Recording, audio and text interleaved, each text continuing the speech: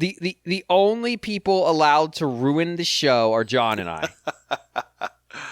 But now, I mean, what do I touch? I don't know. What do I? Just sit on your hands. Just sit on your hands. Everything's fine. Everything is fine. All right. All right. Oh, the soundboard? Well, okay. Oh, no. Oh, wow. Oh, wow. Oh, Christ. Damn, there's some good stuff in there. We're never using Discord again. Hello and welcome to Radio Free Nintendo. I am James Jones, and I'm joined today by Mr. John Lindemann. John, hello. It is great to be here, James. It is great to have you, John. We're not joined by Greg. He's watching a draft. We're not joined by Guillaume. He's still on a Spirit Quest. And so it is with great opportunity that I looked out and said, what can we do that Greg and Guillaume would never approve of? Could we do a business segment? Well, Greg would be fine with the business segment. Could we do a segment where we just talk about movies for no good reason? Have you listened to the show? Since the NFL draft is happening as we speak right now, I think we're looking for the least value for a pick. Right now. I mean, we are max minning our value here. Yes. We decided that the answer, and by we I mean I, texting John going, hey John, I got a dumb idea, let's do this, is that we're going to do a call-in show. That's right, you are listening to Talk RFN with 3 exclamation points. Welcome to Talk RFN. I'm James Jones. Welcome. I'm joined by John. It's drive time in the morning. You're listening to Talk RFN with James and John. Boom, boom, boom, boom. All right. So, callers, listen up. This is how it's going to roll. You're going to call in. If you've never listened to a radio show before, good for you, but this is how it's going to work. You're going to call in. You're going to ask a question. I'm going to then disconnect you because it's this is our time. And we're going to answer your question. You can listen off air. You can listen on the NWR Discord in the RFN chat. You can message me there if you'd like to ask a question. You can also listen over at twitch.tv/NintendoWorldReport.com. That's twitch.tv/NintendoWorldReport.com. I got to go quick because I got to get this in before an ad break because this is talk radio.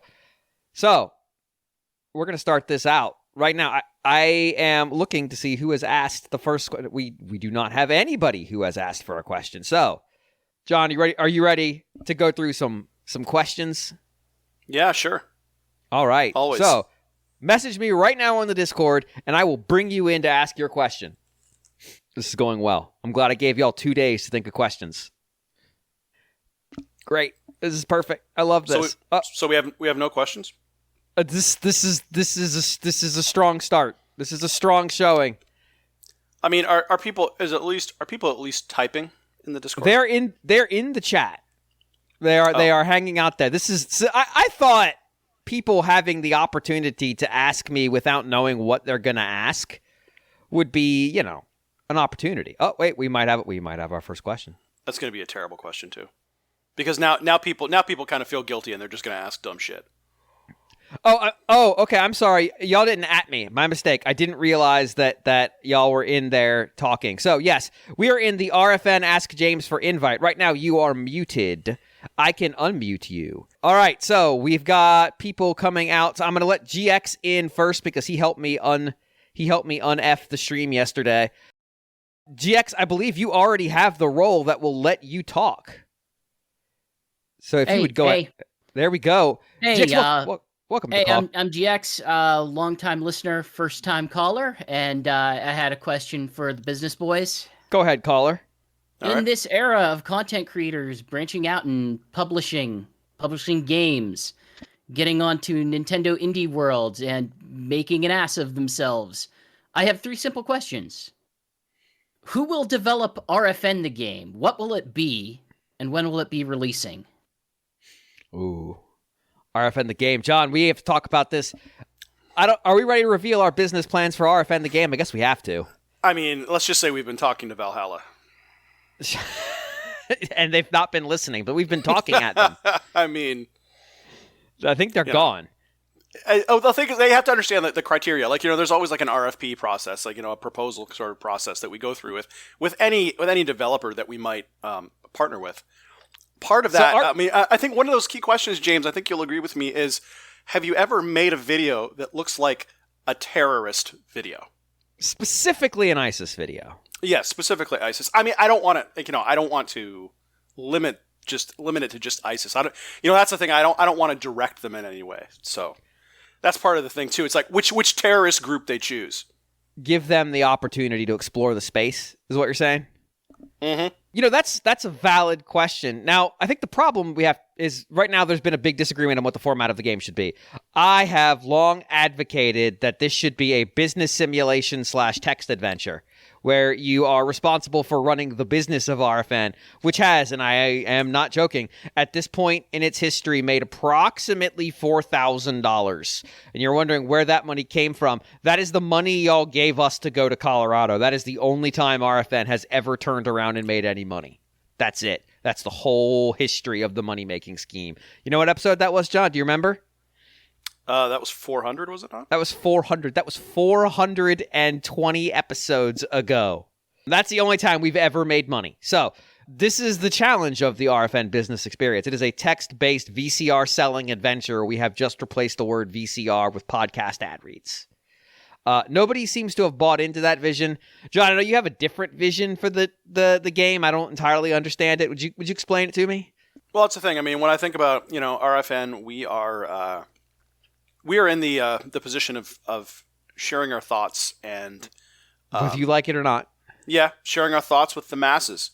So I think that the RFN, I think the RFN game should be some sort of a PAX East panel game. Oh God. Yeah. I think, for those who maybe, who am I kidding? Nobody here is new to this podcast. Everybody's probably been listening for 20 years, which is actually longer than this podcast has been running, but not as long as you think. Not as much hyperbole as you would think. I think it could be potentially a sort of River City Ransom kind of game in which we are fighting through the streets of Boston, where with grapple box claws, of t-shirts. with a box of t-shirts and grapple claws, with the goal of making it to our RFN panel. I see the vision. That's not bad, right? Mostly because I lived the vision. Yeah, exactly. That's the thing. You have to. I look at you have to create what you know, and that's true. Yeah, there's nothing like.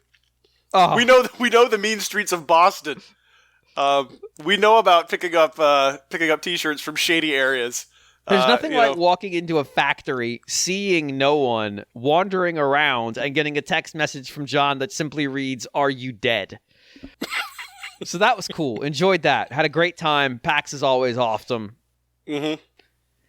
I think the long-term viability of the RFN game, though, is really about games as a service. And by that, I mean a service to us. One thing I've been thinking about is, what if there was a game where there are waifus, and presumably we are the waifus. I regret to inform you. So we will hire the best scab artists to draw us for a very pittance of money as attractive anime women, as we are all on the inside are. And then we will make ourselves in the game available to you, but you can get better pulls getting like a legendary James, which is what you're after, obviously. Legendary summer vacation James. By doing daily menial tasks. And so what are those menial tasks? Why, you'll be assigned a 5-minute section of RFN to edit. And once you edit that 5-minute section and submit it back to the master edit, you'll be awarded one extra pull at approximately 0.8% better chance of pulling a legendary. Now, that doesn't seem like a lot, but you have to understand that a legendary pull is normally 0.02%. This is a huge benefit. So this gets games as a service by making you service the needs of this podcast. Yeah, it's less service and more serve us.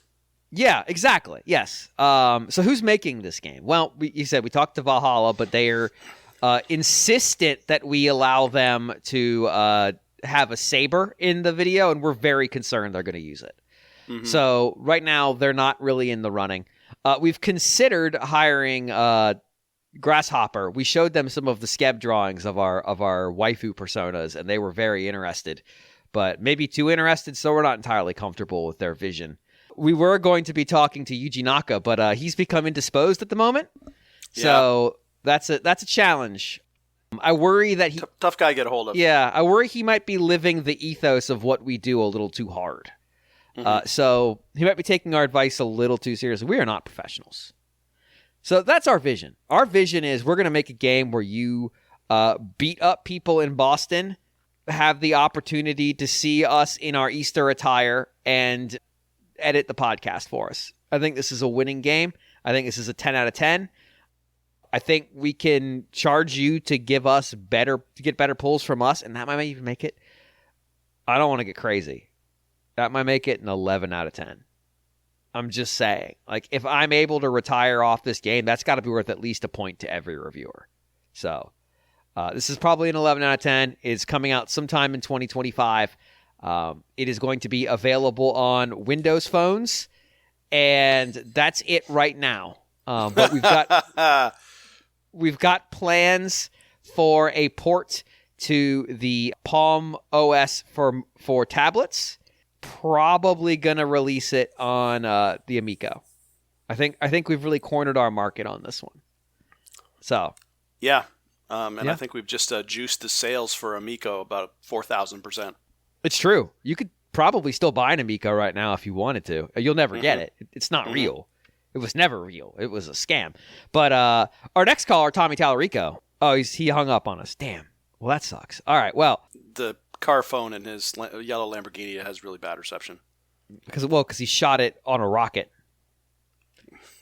True. W stands for waifu's great. All right. I am going to add our next caller. So, hello, caller.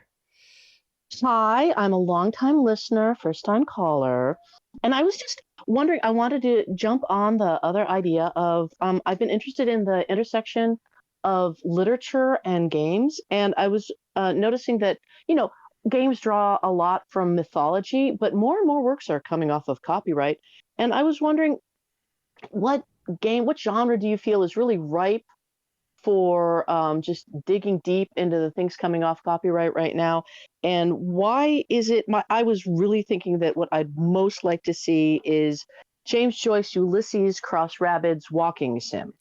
So I'll answer off the air. Oh, thank you. Excellent question, caller. That's a dark example that you've put out there that I'm not sure I'm comfortable dealing with. So, John, I'm going to give you some examples of some books that are coming off of entering the public domain in 2023. Are you ready? I'm ready. So, Hardy Boys #1, The Tower of Treasure. Hardy Boys #2, The House on the Cliff. Hardy Boys #3, The Secret of the Old Mill. The Bridge of San Luis Rey by Thornton Wilder. Men Without Women by Ernest Hemingway. Aspects of the Novel by E.M. Forrester. The Color Out of Space by H.P. Lovecraft. Twilight Sleep by Edith Wharton. Mosquitoes by William Faulkner. Gentlemen Prefer Blondes, but Gentlemen Marry Brunettes by Anita Loos. There are also some films, and I think it's important that we contemplate what you could do with films here. Oh, some of these films I'm going to not mention. But Chicago from 1927, The Jazz Singer, When Boys Leave Home, Wings, and Tarzan and the Golden Lion are also all coming into public domain. So from a book standpoint, there's some opportunities here. But so the thing about books that are like prolonged series is that it's tricky to deal. So this is the Sherlock Holmes problem. Sherlock Holmes has had books in the public domain for a bit, but the whole series is not. And so because it's based on the date of publication. So what happens is attributes of the character that are first unveiled come into public domain based on the book they are unveiled in. So Sherlock Holmes was a pain in the butt because the character, the name, was available. You could do whatever you wanted with the name. But attributes of the character that came out of later pieces of literature were not available. And the problem is Sherlock Holmes in the first few books is a really dry and flat character. So there wasn't a ton you could do with it. However, there is a book that famously is coming into the Big Four from Agatha Christie, of course. Some more Sherlock Holmes books are coming out, which will help because I think these are some of the ones where they start actually like laying out the character. There's a few James Joyce books. A.A. Milne's Winnie the Pooh is famously coming out of control, into public domain here. And so there's already a movie coming out where Winnie the Pooh is reimagined as a horror character. I think it might actually already be out. To me, that probably feels like a really good opportunity to play with the Winnie the Pooh character. Like the horror thing, that just feels like it's meant for shock. So, John, if we were per se hired to do a Winnie the Pooh's video game outside the confines of Disney, like we were able to release this and tell the mouse where to stick it, what do you think we could do in a game? Here's the thing. I don't want this to be a game for kids. I want this to be a game for all audiences. Leisure Suit Winnie? Is that off the table? I mean, it's not off the table, but I'm interested to hear what you're planning to put on the table. Do you mean game? Are you talking about like game type? This is. Are you going to keep the ethos of the Leisure Suit Larry experience here? Well, I was thinking either you could go that direction. The thing is, the problem I have with the Leisure Suit Larry games is they're very much out of style by this point. The problem? That's true. Point taken. They're very much like early '90s thing because I mean, one, they're point and clicks, but two, they're like, look, he's got a white sticky liquid. I wonder what that is. Mm-hmm. But also, there's a whole bunch of like, wow, that pixelated character has large breasts, and Larry can't resist. But also, he's terrible with women. Yeah. So it's kind of like a weird era of. Well, I mean, because it's the audience they were pitching to ultimately. Yeah, and that era of like sophomoric frat humor, it's kind of moved to different areas, right? Like Duke Nukem Forever, it's been done. It's sort of like evolved into Jackass and stuff like that, and so I think it's kind of that type of humor. Doing that in video games is kind of passé. It's already been done. Yeah, and it's not exactly like the most ideal here to just make a game where the entire premise is like, I am going to slay every woman I see. Yeah, like exactly. That's a little bit out of vogue, to say the least. Mm-hmm. But I'm thinking for Winnie the Pooh, I'm thinking an open world game, but I think centered around the fact that Winnie the Pooh, I feel like kind of the horror angle, it's kind of the easy way out. I think you can give a more nuanced presentation of Winnie the Pooh, in which he is actually a drug kingpin who has the 1,000 Acre Wood is actually like poppy fields. So he is trying to hold off challengers to the throne in the 1,000 Acre Wood. Open world, vehicular combat, you name it. His right hand man is Eeyore, that's his enforcer. Nice. So yeah, I think you could do a lot with that. Yeah. So is he like a street capo and Christopher Robin is the boss? No, I mean, no. Christopher Robin, I would see Christopher Robin as kind of his conscience. Sort of he's the one that took the straight and narrow. They both came from a hard Scrabble background, but he was the one that kind of went to law school. He's almost sort of in The Godfather, kind of a Michael Corleone kind of thing, but before Michael Corleone actually became The Godfather, where he was seen as he's the one that kind of went straight, and they wanted something better for him, right? So, whereas Winnie the Pooh is the one that he really embraced that sort of street life and that criminal, the building of the criminal enterprise in the 1,000 Acre Wood. So is this like what's her name, Melfi, the psychologist in Sopranos? So like Tony's in there just like spilling his heart, and she's just sitting there going like, okay, wait, hold on. Matt in the chat notes that John, this totally just is describing a movie that just got announced today. An R-rated live-action Christopher Robin series is in the works. It features Christopher Robin navigating his quarter-life crisis with animals who live beyond the drug-induced portal outside the derelict apartment complex. Well, so we might be dealing with overly caller notes that she would play so much of Bridge of St. Louis Ray. Another thing though, we have cinema, and there's a movie that I actually have a great deal of affection for. It's a silent film because it's 1927. Metropolis is entering the public domain. Okay. And if you've never seen Metropolis, you should. Now, it is a silent film, and it is very long for a silent film. Most silent films are pretty short. I think it's but depending on what cut you're viewing, I think there's a cut that the most recent one's like 150 minutes. It's pretty long. Yeah, that's long.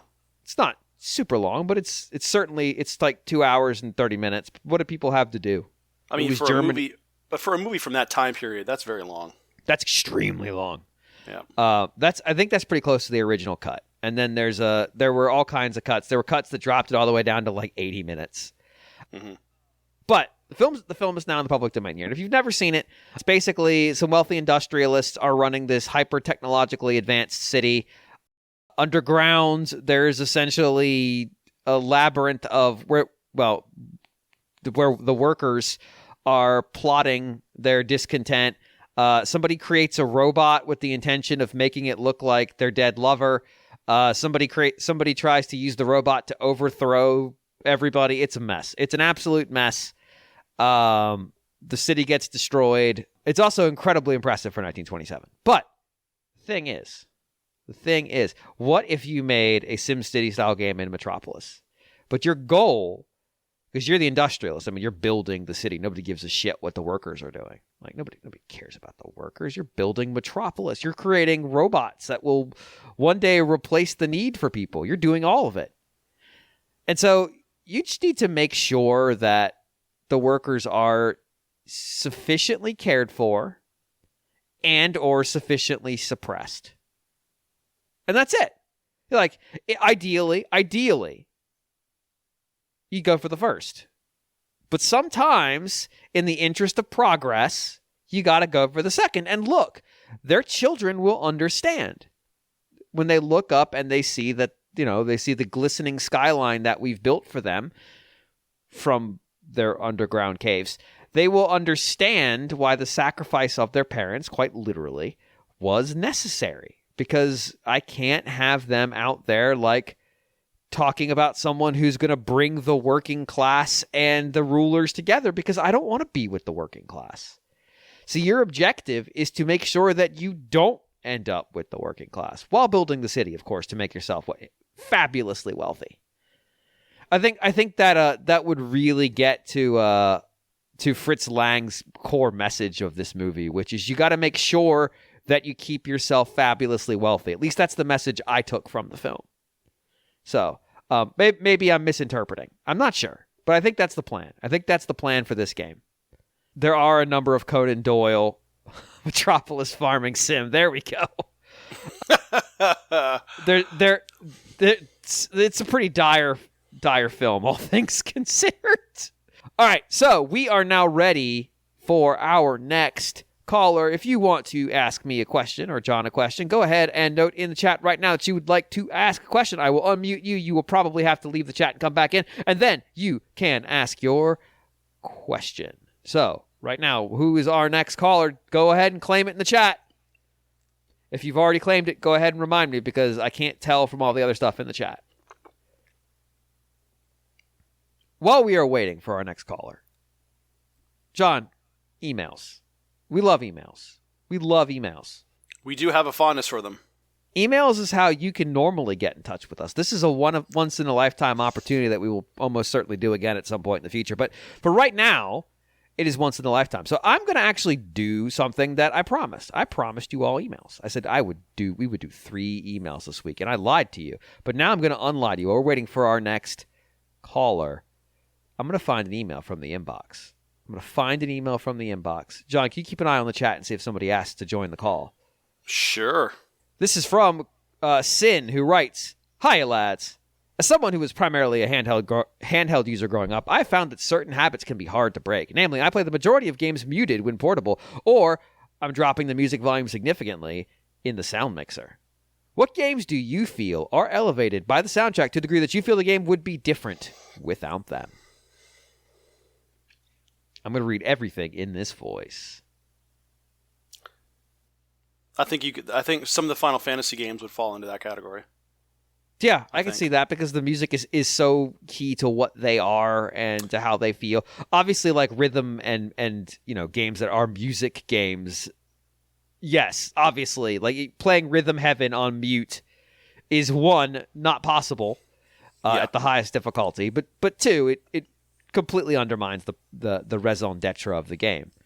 I would say that the games from Ace Attorney / Ghost Trick are good examples because the music tells you how you're supposed to feel.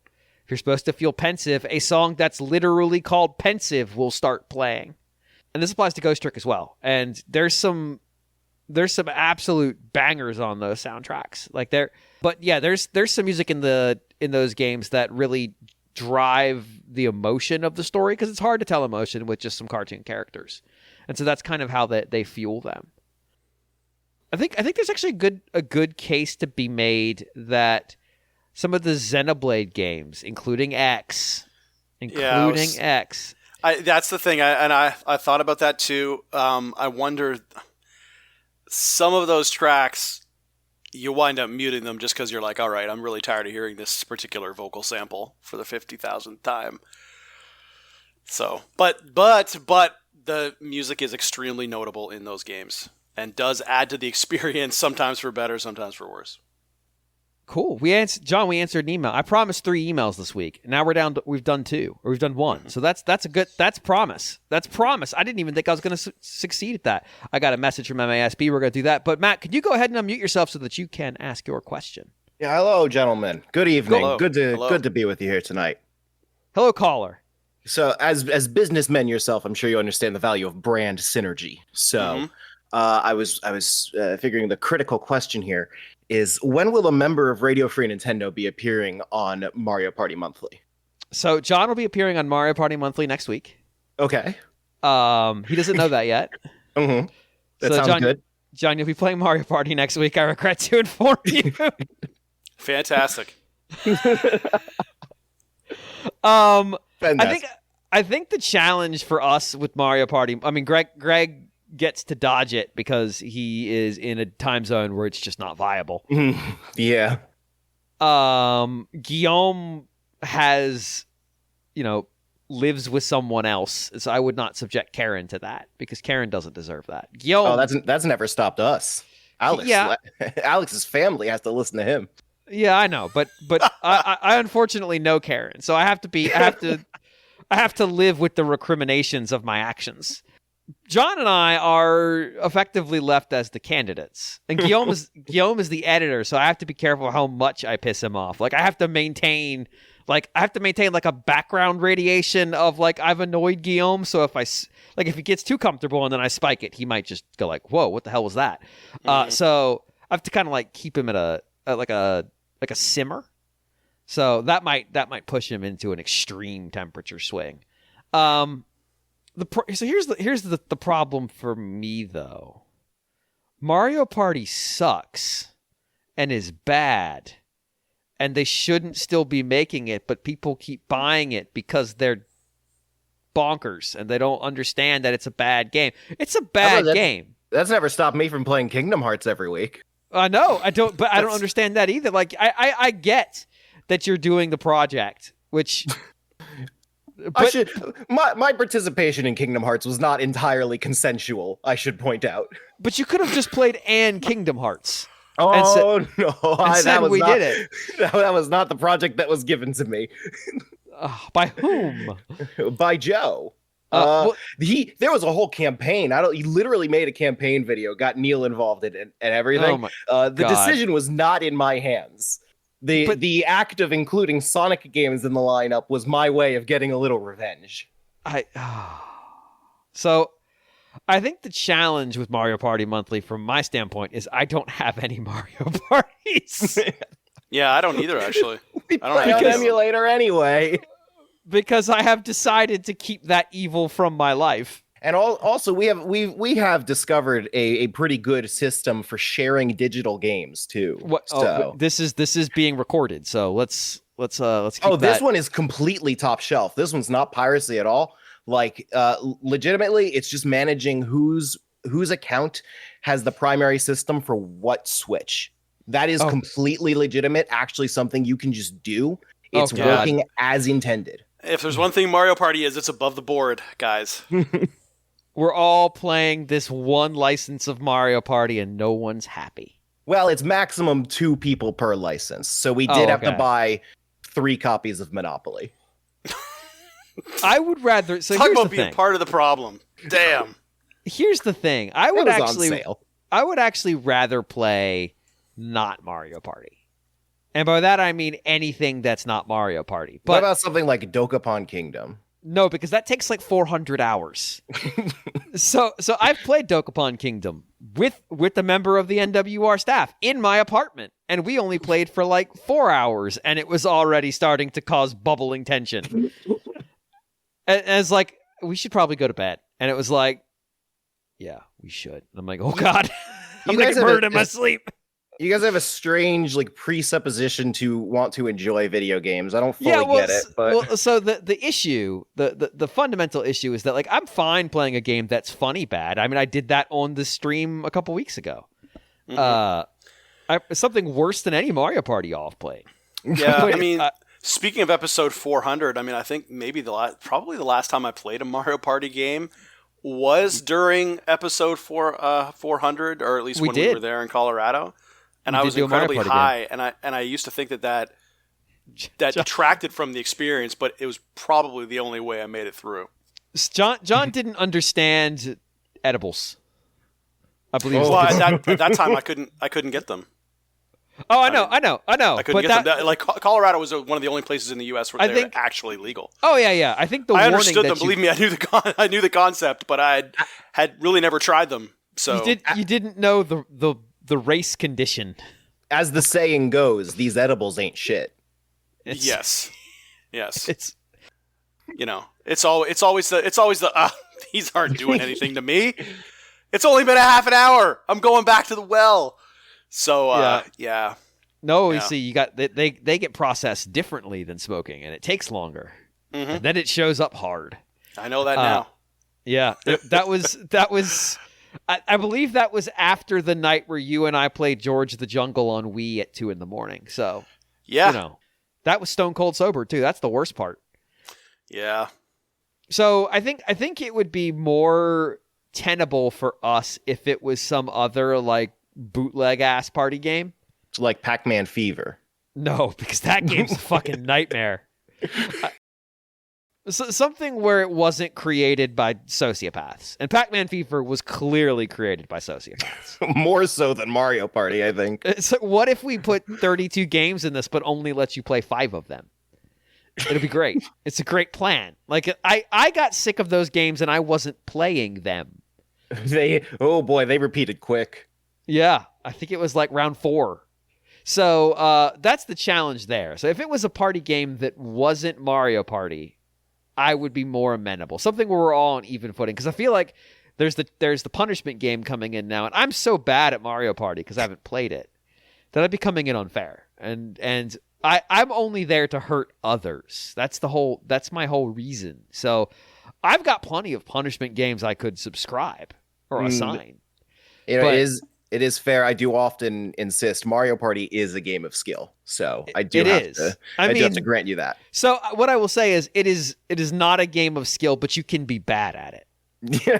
You can't be good at it. Well, when you have the same 4 people playing every month for a year and a half, you start to develop skills real quick.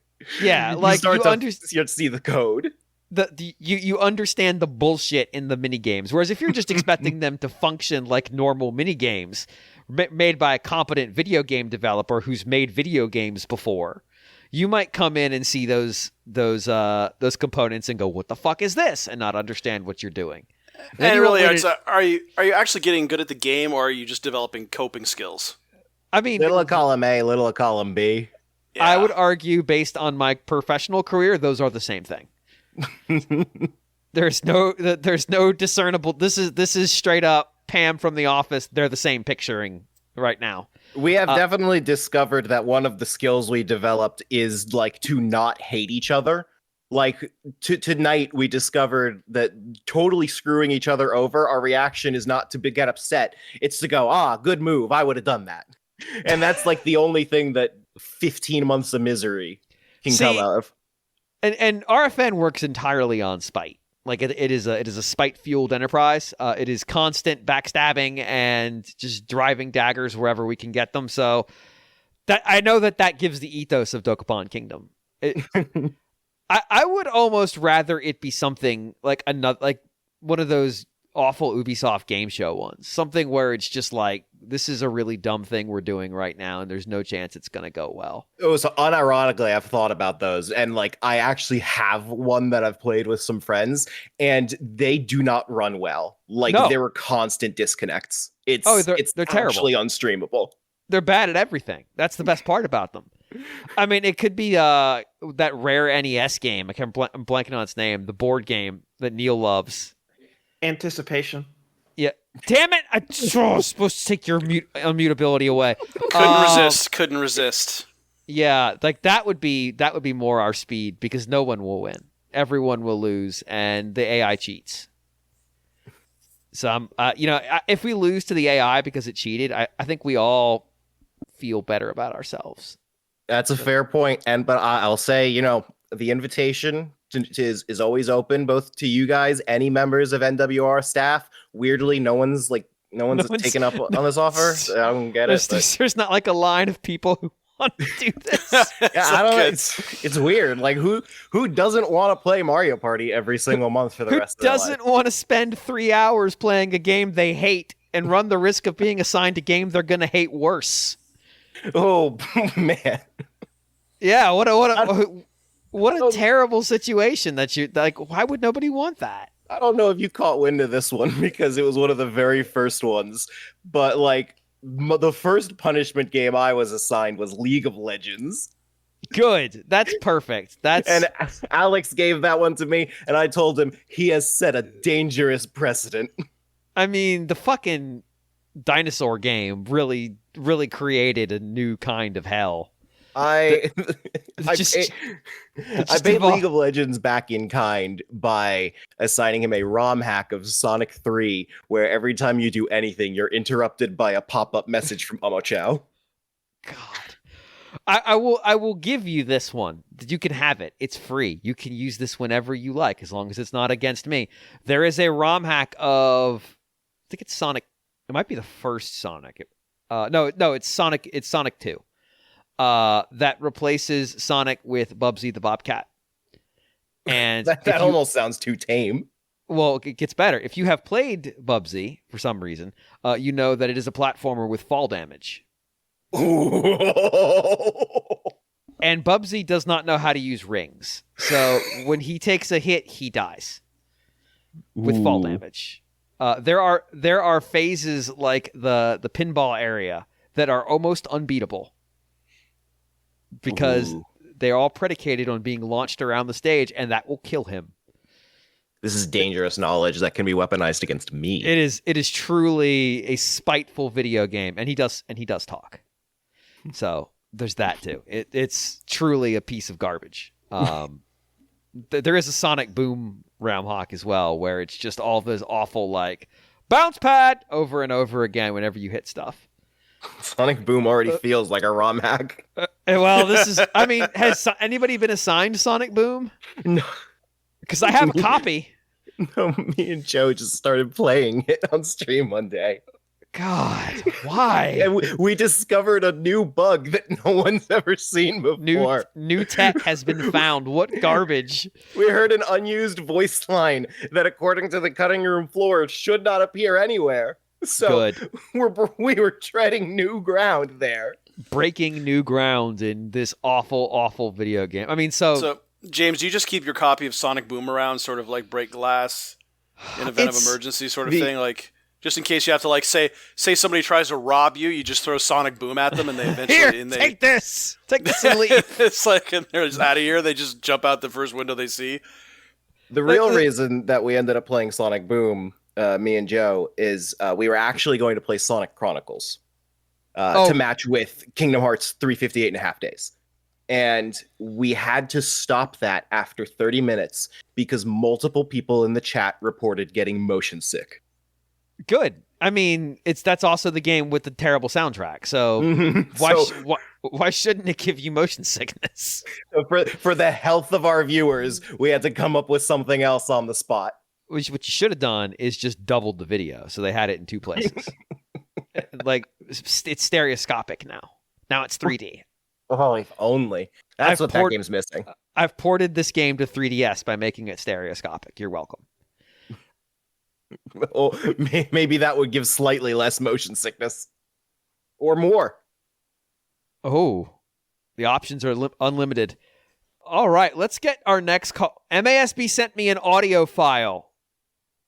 I don't have a headset, but I do have a mic. I recorded a file about asking for the Switch's amazing success. I was like, I can't. Twitch channel banned. I can't use an MP3 of you talking. What am I supposed to do with this? This is a live performance. I can't just all right, John, here's this MP3. And everybody else, I'm going to put my microphone right up to the speaker. Can you hear it? Nobody's going to hear this question, but... What do you want me to do with this? I might be able to handle that. This is bizarre. All right, well, while we are sorting out who is the next caller, we're going to take a break, and we're going to get to the next. Not that email. That email needs Greg. All right, here we go. I got this one. This is from Noah, who writes, Dear Spike Fan Club, in March 2023, we welcome the release of the fourth wave of DLC for Mario Kart 8 Deluxe alongside a new batch of tracks. We also received new playable character Birdo, as well as blank spots for 5 new playable characters. What characters do you think will fill those spots in future DLC releases? Seeing as you are all avid Spike enjoyers, who the fuck is Spike? I figured you would put him in as a definite contender. Perhaps Spike could use the Shy Guy or Link and come with several different outfits or color combinations to choose from. Aside from that, I think it would definitely be cool for a character like Samus or Joker to join in the karting action. Thanks for all you do. Best wishes. John, I need you right now to tell me, what 5 characters do you think belong in this new Mario Kart DLC? Keep in mind, this DLC is coming out right now, so the relevancy of those characters might be important vis-a-vis a $1 billion thing that might exist that's going on. Are you describing a certain cinematic masterpiece? What if we do this draft style? So I'm gonna, it's because inspired by nothing going on right now. Nothing going on right now. Nothing is happening right now that made me think that doing this draft style would be a good idea. What if we do this? You can draft whatever you want. I mean, I think the obvious gold mine here, even though licensing would be an issue, would be the real life cast of the Mario movie. So you're gonna jump the draft and literally draft 5 people in one shot. Yes. Or are you gonna put them all in one cart? I know they're all gonna be separate carts. So you have taken your first pick in the draft and managed to turn that into a draft of 5 people. Well, my first pick in the draft would be Chris Pratt as Star-Lord. Mario Kart. Okay, so the licensing is getting even more difficult. It's going to be worth it, though. It's going to be worth it. Chris Pratt, parenthetical, Star-Lord. Yep. Okay, cool. All right, so I'm going to go and say that that's an interesting choice you've made.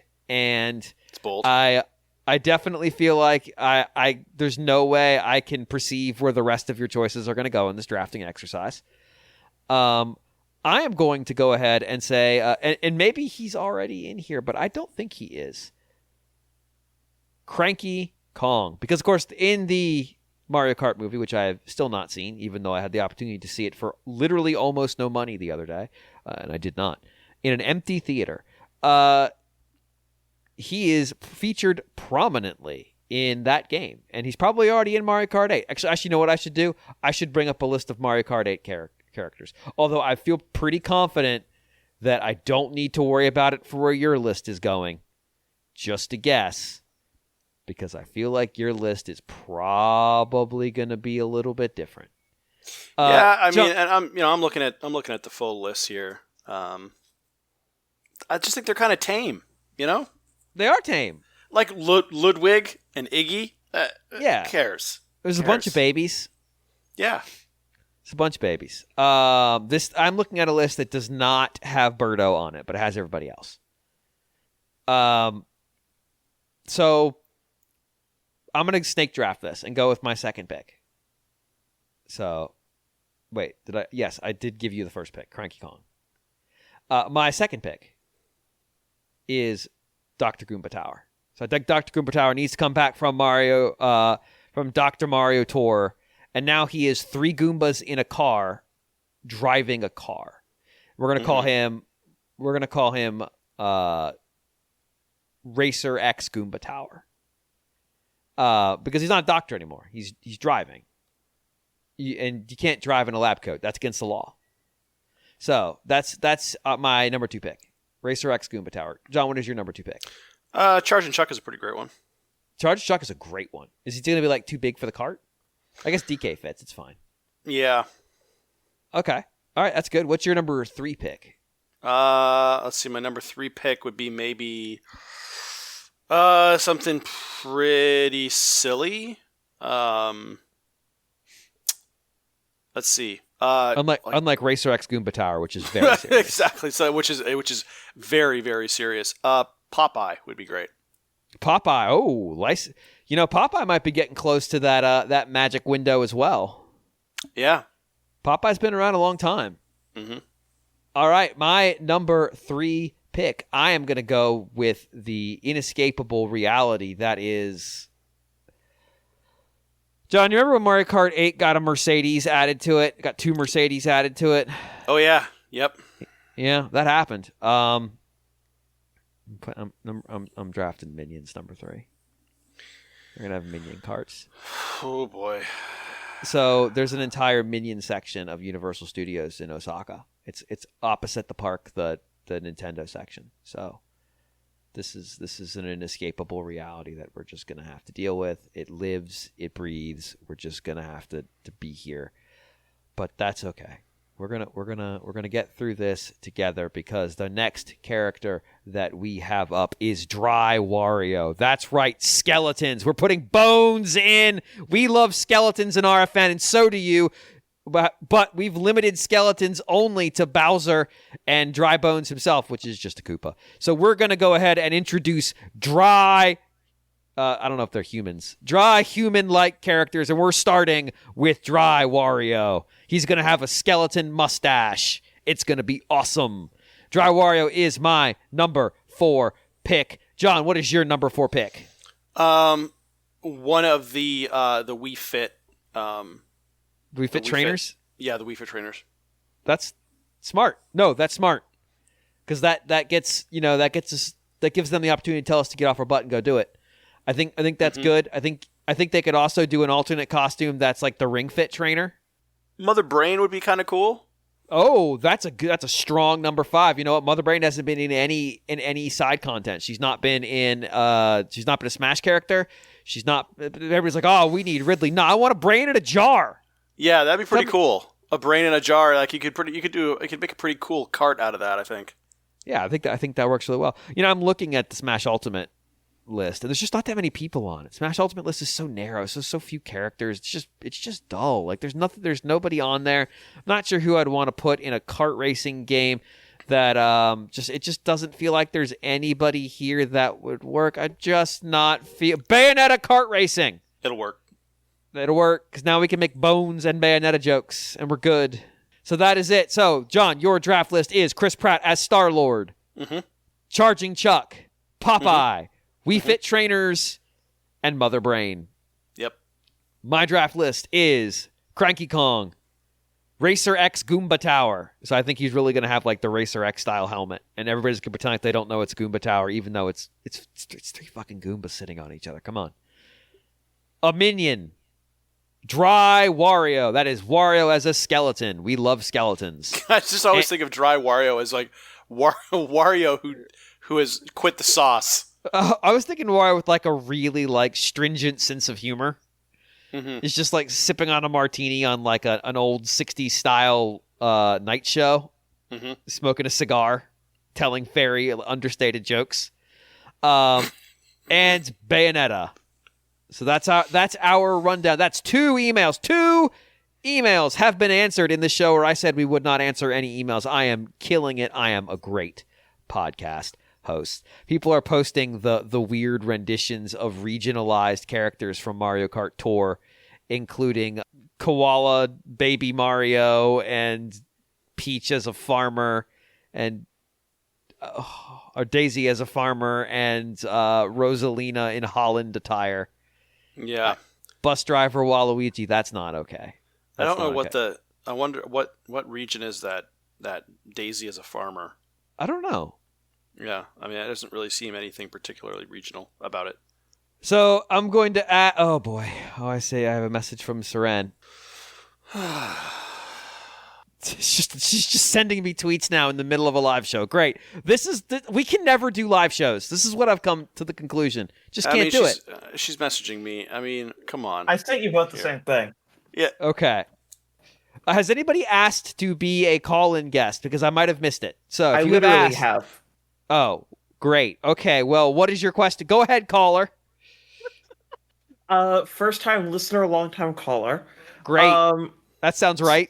Yeah, well, sometimes I get busy. So I say the same thing. God damn it. I'm like 12 hours into the Xenoblade DLC. I'm not going to spoil anything. But okay. I will say that its plot is completely comfortable being goddamn impenetrable if you have not played all of the previous Xenoblades. Yeah. Including Future Connected. Yeah, it does not care. It truly does not give a shit. It does not explain anything, and it does not have a pop-up at the beginning saying you should play the base game first or you should play the other games first. It just jumps you right in and then spoils everything. It's great. What other Nintendo franchise should have DLC that is completely and utterly fucking lore dependent? For me, I think that you need to truly understand the intricacies of the Donkey Kong War in order to truly understand the DLC for the next Donkey Kong game from EAD. Matt is screaming the answer is Splatoon. GX is screaming Paper Mario. You're both wrong. You see, I think a thing that needs hard, important, impenetrable lore is F-Zero. I need Devil's Star. Jesus fucking Christ. I need a new F-Zero game to come out, but it to be almost entirely story driven. So not a multiplayer racer. Fuck that. Nobody has friends anymore. It's 2023. You don't have friends. You don't have friends. I'm sorry. If you think you have friends, you don't. This is a single player only experience where you race against the computer in a heavy story driven thing. But the thing is, the racers react based on the characters that you're racing against.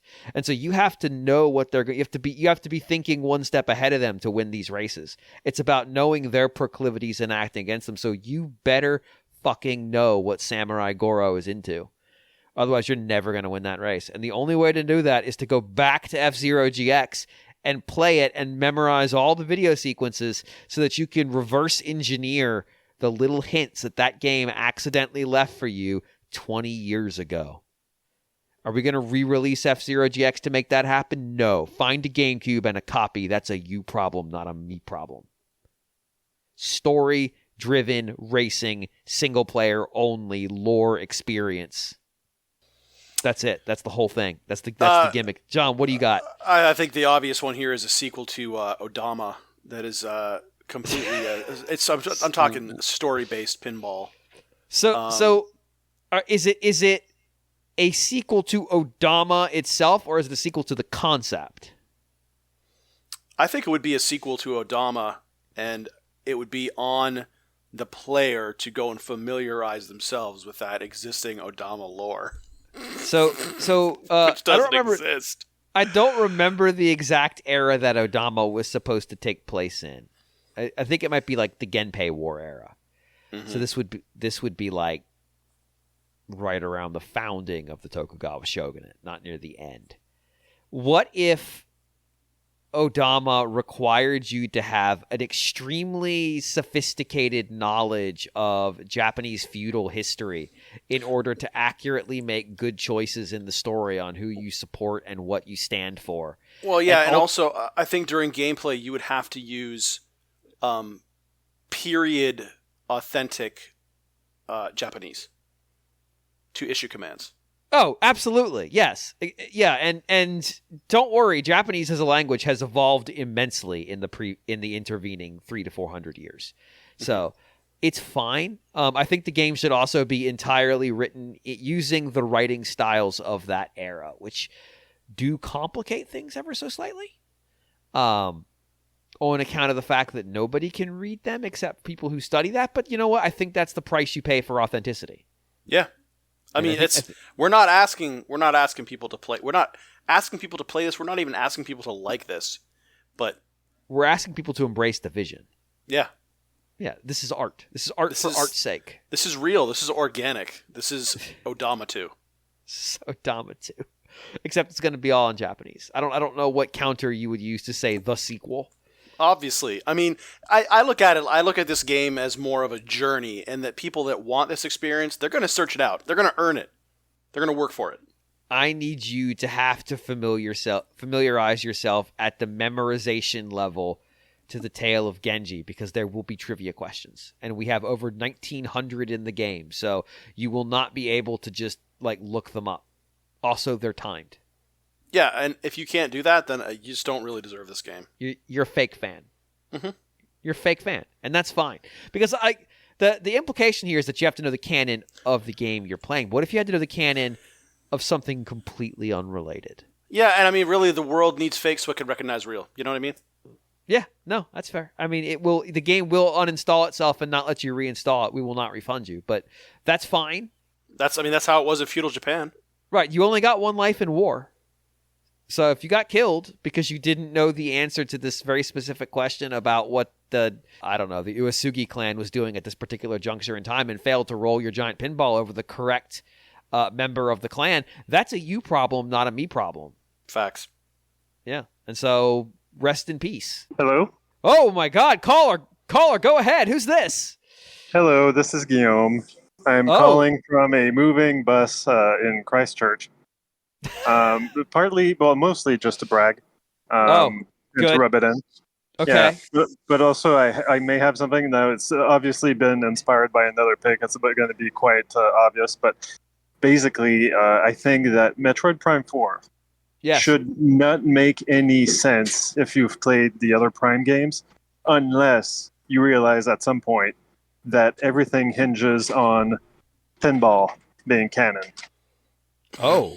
And then once you realize that, everything falls into place. But until then, you're like, what the hell is going on here? And it's just impenetrable. You achieve Metroid Nirvana. Exactly. And I guess, I don't know. I've never played Metroid Prime Pinball that much, but I assume there's some sort of real ending or something. I know that there's a third table that you can play somewhere. So if you haven't done that, good luck figuring out what's happening in Metroid Prime 4. Oh, that's a good answer. I love when the callers come in and help out with the other callers' questions and give us good answers. Excellent.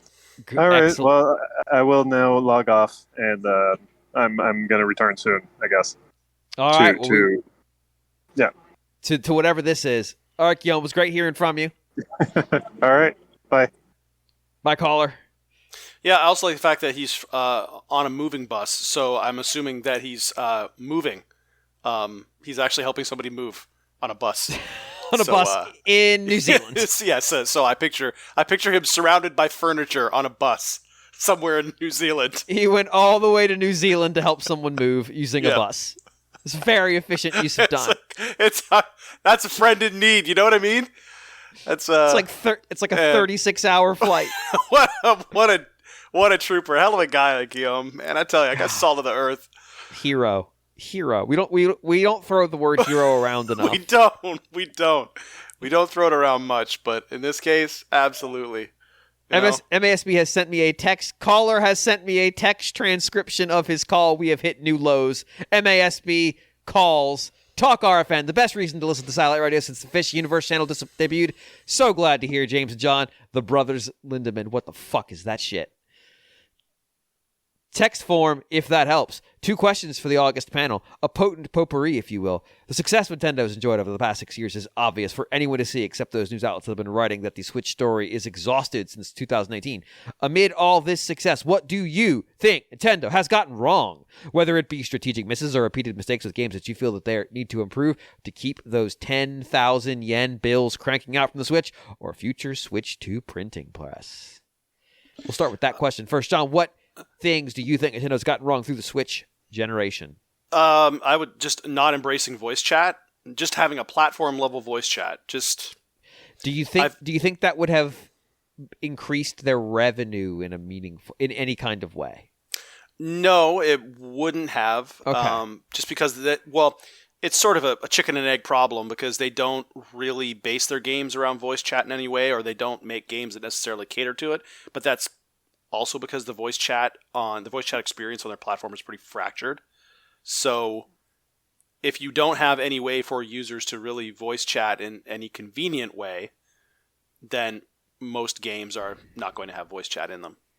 Not saying that voice chat is necessarily the be all end all, but for a lot of experiences it would improve a lot. And I think just in general, I mean, I think that the stance that Nintendo takes on voice chat is obviously trying to protect children, which is paramount. But at the same time, a large part of their audience are adults that use voice chat all the time at work, on other consoles. I mean, voice chat is just very much like table stakes for most things these days. So let me pitch something to you. All right, so what if Nintendo sold you a device that made it possible for you to talk, like, you know, not a crazy device, just like it's a wireless device that makes it easy, because the Switch, obviously you can't use any microphones on the Switch to talk to people, so it has to be wireless because the Switch is docked sitting over there. But it also have to be supported if you're, you know, using the Switch portably. So there's obviously a little bit of a form factor challenge they have to deal with there. You know, other systems will plug headsets directly into the controller. You could do that. Obviously that won't work for the Switch for the Joy-Cons. So what if there was a device they sold you that could talk to the voice chat? So like it was just like a rectangular device with a screen on it. And then there was a program on it that you could run that would let you talk to your friends for a price, obviously. I'm trying to think what they call those. I think somebody's called them a phone before. Does that meet your needs? No, because that's how Nintendo tried to meet. Frankly, no. What if we put an app on the device that's a fucking phone? Yeah. Do voice chat. Oh my god, it's good. I feel like it's just kind of silly at this point. I mean, we've been talking about this for 15 years now. Just give universal voice. Just throw universal voice chat in your next console, Nintendo. So, please. What if they just made it so you could coordinate with an instance of Discord? Like whatever. I'm linking my Nintendo account to Discord, and so when I'm online, it knows my friends, and it sees if we're in the same game, and we can just join that way. Yeah, I mean, if that lets them sleep at night, that's fine. But just accommodate that need. Make it easy. I mean, other consoles, like you mentioned with Discord, I mean, other consoles have that integration at this point. You know, Xbox has had it for a while. PlayStation just added it. You know, that would be fine. But just not having it on the platform is so silly. No, I get you. It is. It's not one of the things that I think is hurting them from a business standpoint, but you kind of wish it was, just so they would get the message. I think the experience suffers because of it, just because it's so ubiquitous. And, you know, nothing bad has happened. I mean, you're going to have... I mean, anytime you're going to have something like that, you're going to have bad experiences. But I think in this case, like, the good outweighs the bad. The benefit outweighs the negative aspects of it. I could see doing it in something like Animal Crossing, but if it was just like people you invite to your island. Yeah. I could see them being comfortable with that. Yeah. Like, I don't want Mario Kart with voice chat.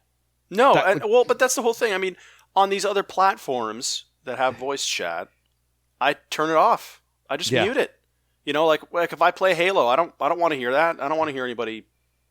You know, I don't care if they're saying good things or bad things. I just don't want to hear them. You know, and so I just mute them. You know, it's like just set everything to turned off by default, but at least give people the option.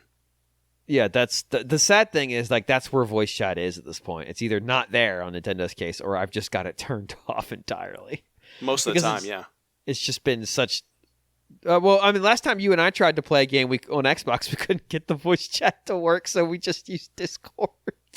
Yeah, that was goofy. But I mean, because we weren't doing it within the Xbox Live Party system. Right. So. We were doing it through the thing itself. But yeah, there are opportunities definitely for Nintendo to have improved on their voice chat. I think more broadly you could make the case that Nintendo account hasn't necessarily delivered the value that it should be, and as a consequence, although they're making a shitload of money on Nintendo account, they could be making more. Yes, they could. And that comes from the experience being such that they could charge more for it. Right now, their price makes it quite clear they understand the value that it offers, but also that it would be more attractive to more people. So I think they right priced it considering what it offers. Like I don't think the price is bad. I think they could have charged more and made it more full featured though. Absolutely, and you know I just think like we were talking about previously how you know they've sort of expanded their partnership with DNA specifically to address you would think shortcomings with the Nintendo account system and I think this might be one of those areas that they address because they really do. It's the one thing that I can really point to. You know, it's with Nintendo. It's not it's like the graphical power of the Switch. Who really cares for the most part, right? The games are fantastic. You know, it's not that kind of stuff. It's sort of more the quality of life issues compared to the other consoles. That's fair. So I think mine is focused. So I would say it was that lull that what they just kind of went through that they've decided to absolutely just obliterate at this moment with Advance Wars getting rolled over by DLC for Xenoblade, which is then going to have Tears of the Kingdom hot on its heels. But I actually think the miss here is not having enough faith in the Mario movie. And so let me pause here for a second. They obviously had faith in it, or they wouldn't have done it. But I think, that movie was in development for 4+ years. They had a lot of time to prep themselves for it. I legitimately believe they should have had a product going to the market right now that is Mario's themed. And it doesn't necessarily have to be a 3D Mario platformer. I think that might be asking too much. I don't think it should be an old game that gets revived. I don't think it should be sales for existing games. I think it should be a proper title that has appeal, that maybe even borrows some of the imagery from the game, but is from the movie, but doesn't really like try to ape what the movie is. It's very much its own thing. And I think that you could have potentially done a actual proper 2D Mario game here. Because, of course, we haven't gotten a new 2D Mario game besides, obviously, the Mario Makers since New Super Mario Brothers U, and then the Luigi add-on that came later, which is technically a game on its own. Like you can buy the Luigi. So I guess the Luigi game, New Super Luigi U, is the last game we got. But that does I believe that reuses some New Super Mario Brothers U content. So that game right now, with the Mario gas it's got going on, I think it would have done well anyway. But I think it would be pulling effing numbers right now. And I understand that releasing a Mario game like 3 weeks ago and then releasing Zelda in 2 weeks, so like 5 weeks between them, is not the way Nintendo would want to do things. And I think rightly so, because the Zelda game is 7 years anticipated, effectively. We were asking what's the next Zelda going to be as soon as we had our spoiler cast on Breath of the Wild. I get that they'd have to be spread out, but there was nothing that said Breath of the Wild had to release May 12th. Like, it's not ending the fiscal year that way. Like, they could have released it June 12th. Yeah. and like given themselves an extra month, and then that game would have had like 7 weeks between them, which is plenty of fucking time. And I think that game would be killing right now. I think that game would be absolutely killing. You could put ads for it in the trailer lead in to the movie. Hey, we just dropped a new Mario experience. You should go play it now. And they would be making so much goddamn money. Mm-hmm. Like, and they're just not. And I think if I'm an investor, like, I understand COVID hit their development resources hard, but like actual new exclusive to Switch Mario games. We've gotten Mario Maker 2, which felt very much like an add-on, although it had a lot of new content. And we got Odyssey, which is amazing. It's absolutely amazing. But we should have had a 2D Mario already. And to me, this is where it should have gone. Yeah, and it's not like you don't know that movie is coming out years ahead of time. No, they've been working on it for 4 years. Yeah. Yeah, they honestly, that game should have been sitting in the can waiting for the movie to finish. And it doesn't have to be a new Super Mario Brothers game. I think it would actually be beneficial if it wasn't, because of course New Super Mario Brothers U and Luigi U is available on Switch already. I think you could start a new art style, or you could base an art style on, rather than the 3D Mario model you've been using, you could make a new art style that's more 2D focused. You know, you could create something that looks nice.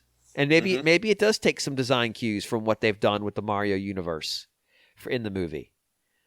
This doesn't mean it has to be Street Fighter the movie, the game, but nothing. Like all they've had is sales on their existing games. I'm sure they're having a nice little surge as a consequence.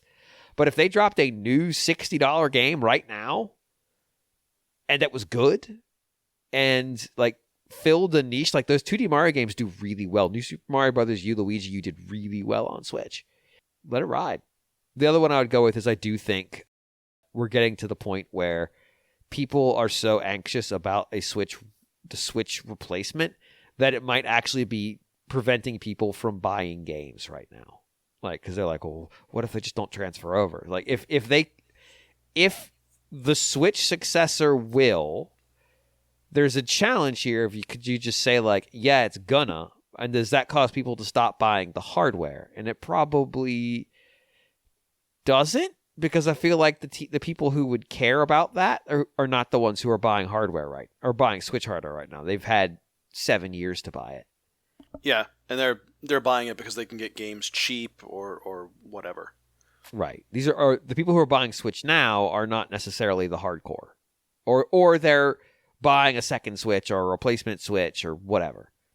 Yeah. Because the hardcore who were interested in what Switch was offering already have had 7 years to buy it, and so them finding out that like, hey, our successors is like you say, even this is, I'm like, our plan is that the games for Switch will be playable on future Nintendo systems. We're not ready to announce any future systems at this time. We don't have any plans to announce any this year. Done. They could say a sentence like that just to assuage people. Like, no, you could buy this game now. You can play it now. And then a year from now, you'll be able to play it. You'll still be able to play it on whatever you're playing it on. But to me, it's the true money loser here is, why the fuck is there not a Mario game coming out right now? Yeah, and it's sort of kind of typical Nintendo in that they're usually not really that savvy in lining up different parts of their business. No, and that's a shame. Mm-hmm. They tend to think of things in silos. Yeah. Like there's definitely something to be said there for like the game, the movie, the theme park, and there was really none of that none of that connected. What if one of the Universal Studios, like the Orlando one, was timed to open with the launch of the movie and a new game, and they did them all with the press of a single button, a big comical Mario Switch Palace style button outside the park in Orlando? Yeah. Done. Like we've wired this button to the eShop to activate sales of the game. Mm-hmm. Also, it's got a robot arm that will cut the ribbon, and also the movie will go live. Yep. And then somebody had to jump on it. See, that's brand synergy. That is Paul marketing right there. That is Paul fucking marketing. You're right.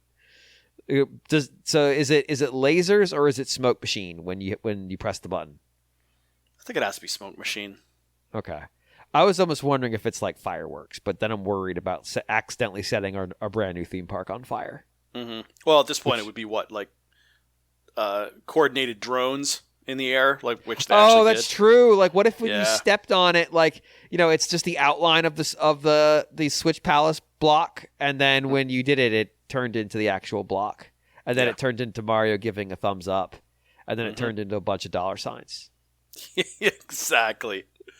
It turned into Mario making it rain. There you go. That's Paul marketing. There is a dangerous reality that we are very close to Paul marketing. It's true. It's just true. I feel like everybody has a little Paul marketing in them. It's just that's what Paul marketing wants. It's just waiting to come out. Sometimes I think we just have a little too much. Yeah.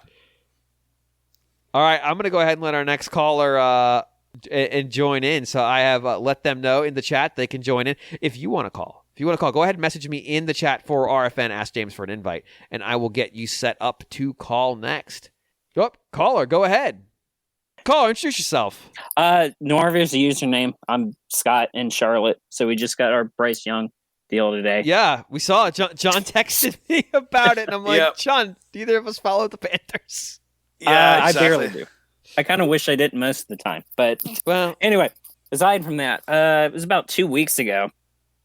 Gary Bowser, formerly of Team Executor, was released early from prison on good behavior. So that's interesting. It happened. Didn't bootleg anything while he was in prison. Let him out. He managed not to bootleg anything while he's in prison. That's nice. It just happened to hit the news cycle around the same time that Point Crow or whoever it was on YouTube had some comments about Nintendo's copyright claims and all that.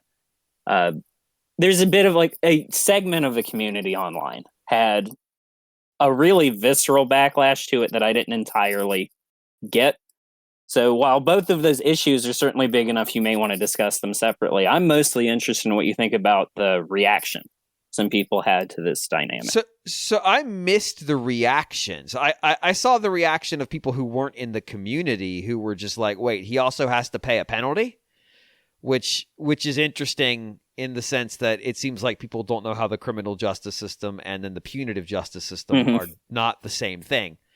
When you sue somebody for a crime that they did against you, that's different than the jail time they do. The numbers about the lawsuit, like, whatever, they are what they are. But so can you give me some background on what the reaction was, though?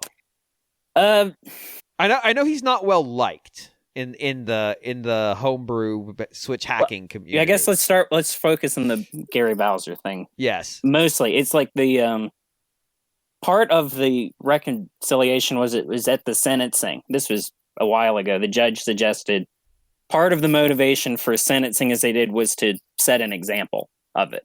Right. That this is sort of like a fall guy for Team Executor is his statement. That he's not the one who was really making the product so much as selling it. And some people think that the penalty is outsized for that reason. But like I look at it from this is who Nintendo can get on this issue, and it's not something they could just ignore. Right. And so they were producing mods for the Switch that basically allowed you to defeat the copy protection. Yes. Yeah, just to give people context. And this is something that they had commercialized. Yeah, they were selling it as a company. Right. Which is stupid. Yeah, well, and specifically for this reason, because when you've got money, there's money you can go after. Right.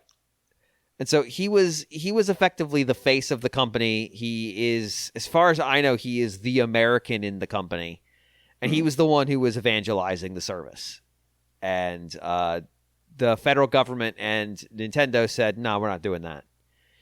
And so he was both sued by Nintendo and settled for a large cash amount that he will never pay back. And it's like $10 million. Yeah. And he can withhold up to 30% of his earnings annually to pay that back. Which is that's pretty standard for when they when a hold is put on your paycheck. It's usually not 30% if you can't afford it, but that's like the max they can do.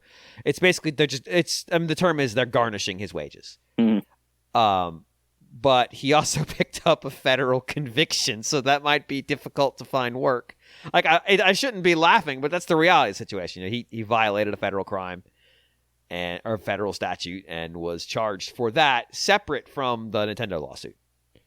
The reaction from the community, I know that Team Executor is not particularly well liked in the homebrew and hacking community. I believe part of it's because they've reused stuff that other people made and commercialized it.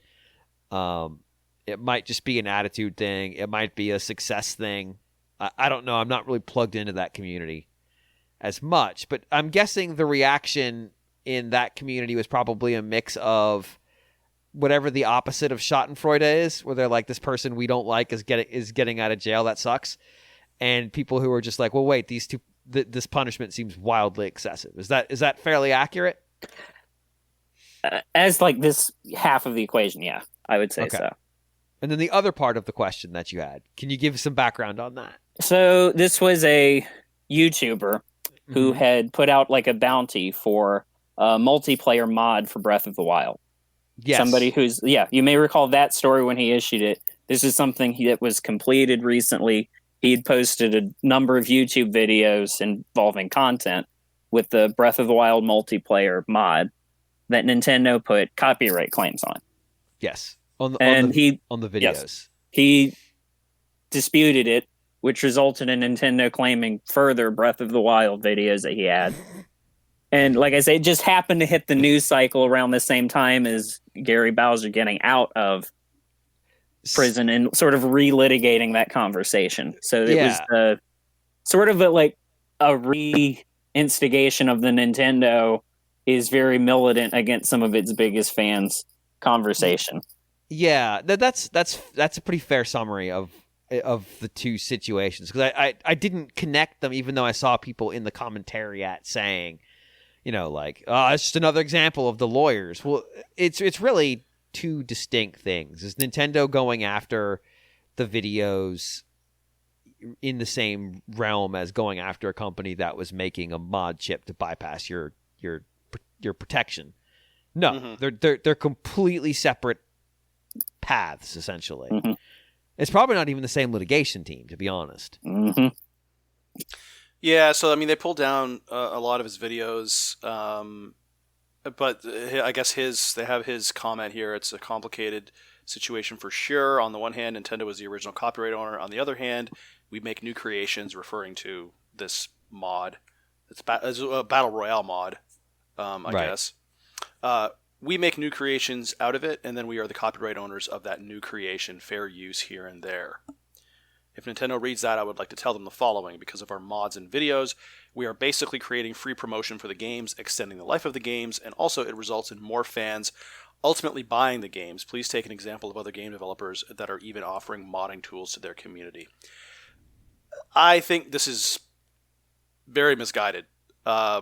This is not open source software. You can't just repurpose it for whatever you want. Nintendo will sue the shit out of you for that, just like any company would. And that's pretty much where it stops. Like, you can't just say, like, we're basically taking. You can't just take the code from, Breath of the Wild, make a new creation out of it, and have Nintendo be okay with that. They're not going to be. They're going to say, we wrote that code, we own it, don't touch it. We never gave you permission to do that. Regardless, and Nintendo also does not give a shit if you promote their game. They don't. Yeah, no, they don't. They don't need that promotion. They have a marketing team for that. This is one of those situations where, they're probably within their rights to take down any video that they feel like taking down. This is probably not to me, this is less of a legal thing and more of a PR thing. And it would depend on the video. So, like, obviously these mods are almost certainly being run in PC emulators, which is going to make Nintendo feel not happy about it to begin with, because it would be much more difficult to mod the game on Switch, obviously. Yeah, and they have to be consistent in that message that pirating their stuff will not be tolerated. They've been very consistent with that over time. Right. So it's one of those situations where it's like, now, but there are plenty of videos on the internet right now of people playing Breath of the Wild in emulators on PCs, going like, look, I've got a 4K patch of Breath of the Wild that I've created, and that they've more or less left those videos alone. Matt notes some of these mods are running on hack switches, which I believe Nintendo would categorize as, quote, not better. But the multiplayer one is PC only. Okay. They don't have to be like ruthlessly litigant about it.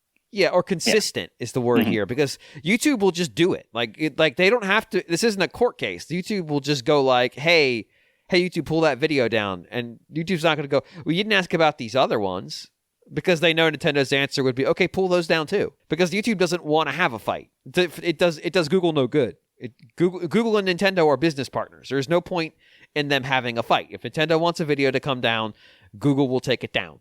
Now, Nintendo, from a PR standpoint, even if they don't have any legal claim to do that, Google would take it down, because ultimately that business partnership is worth more to Google, even though it's probably relatively fringe in their business plannings, than whatever revenue that video is going to do for them. And we all know that YouTube ads don't make any money whatsoever for anybody, including YouTube. So like, it's kind of a moot point. If Nintendo's like, hey, we don't like this video, take it down, unless it's just like obviously blatantly, like Nintendo has no ground to make a claim on this video. They just don't like this. Like they find a video of your dog and they're like, that dog sucks. Take that video down. Like YouTube's gonna be like, oh, we can't just take down this video of a dog you don't like. Come on. But if it's got anything that gives like even the toehold to a claim of copyright violation, YouTube's gonna go like, yeah, sure, whatever. Because it's faster for them to just make Nintendo happy than it turned into a big long chain of, and this happened here. The person objected, which led to a review, which led to more videos coming down. That's the outcome YouTube doesn't want to deal with. They want it over and done with. Because, and I have read the horror stories, if you're a YouTube moderator, you see much worse shit than copyright violation. Yeah, well, but Nintendo could also theoretically sue YouTube for enabling people to... They could, but they won't. Because it's because they don't want to go to court with Google's lawyers. True. This is two sides who have mutually assured destruction that they can lob at each other, except Nintendo doesn't actually have any weapons compared to Google. So Google just doesn't want to have a fight. It's more important to keep the business relationship healthy.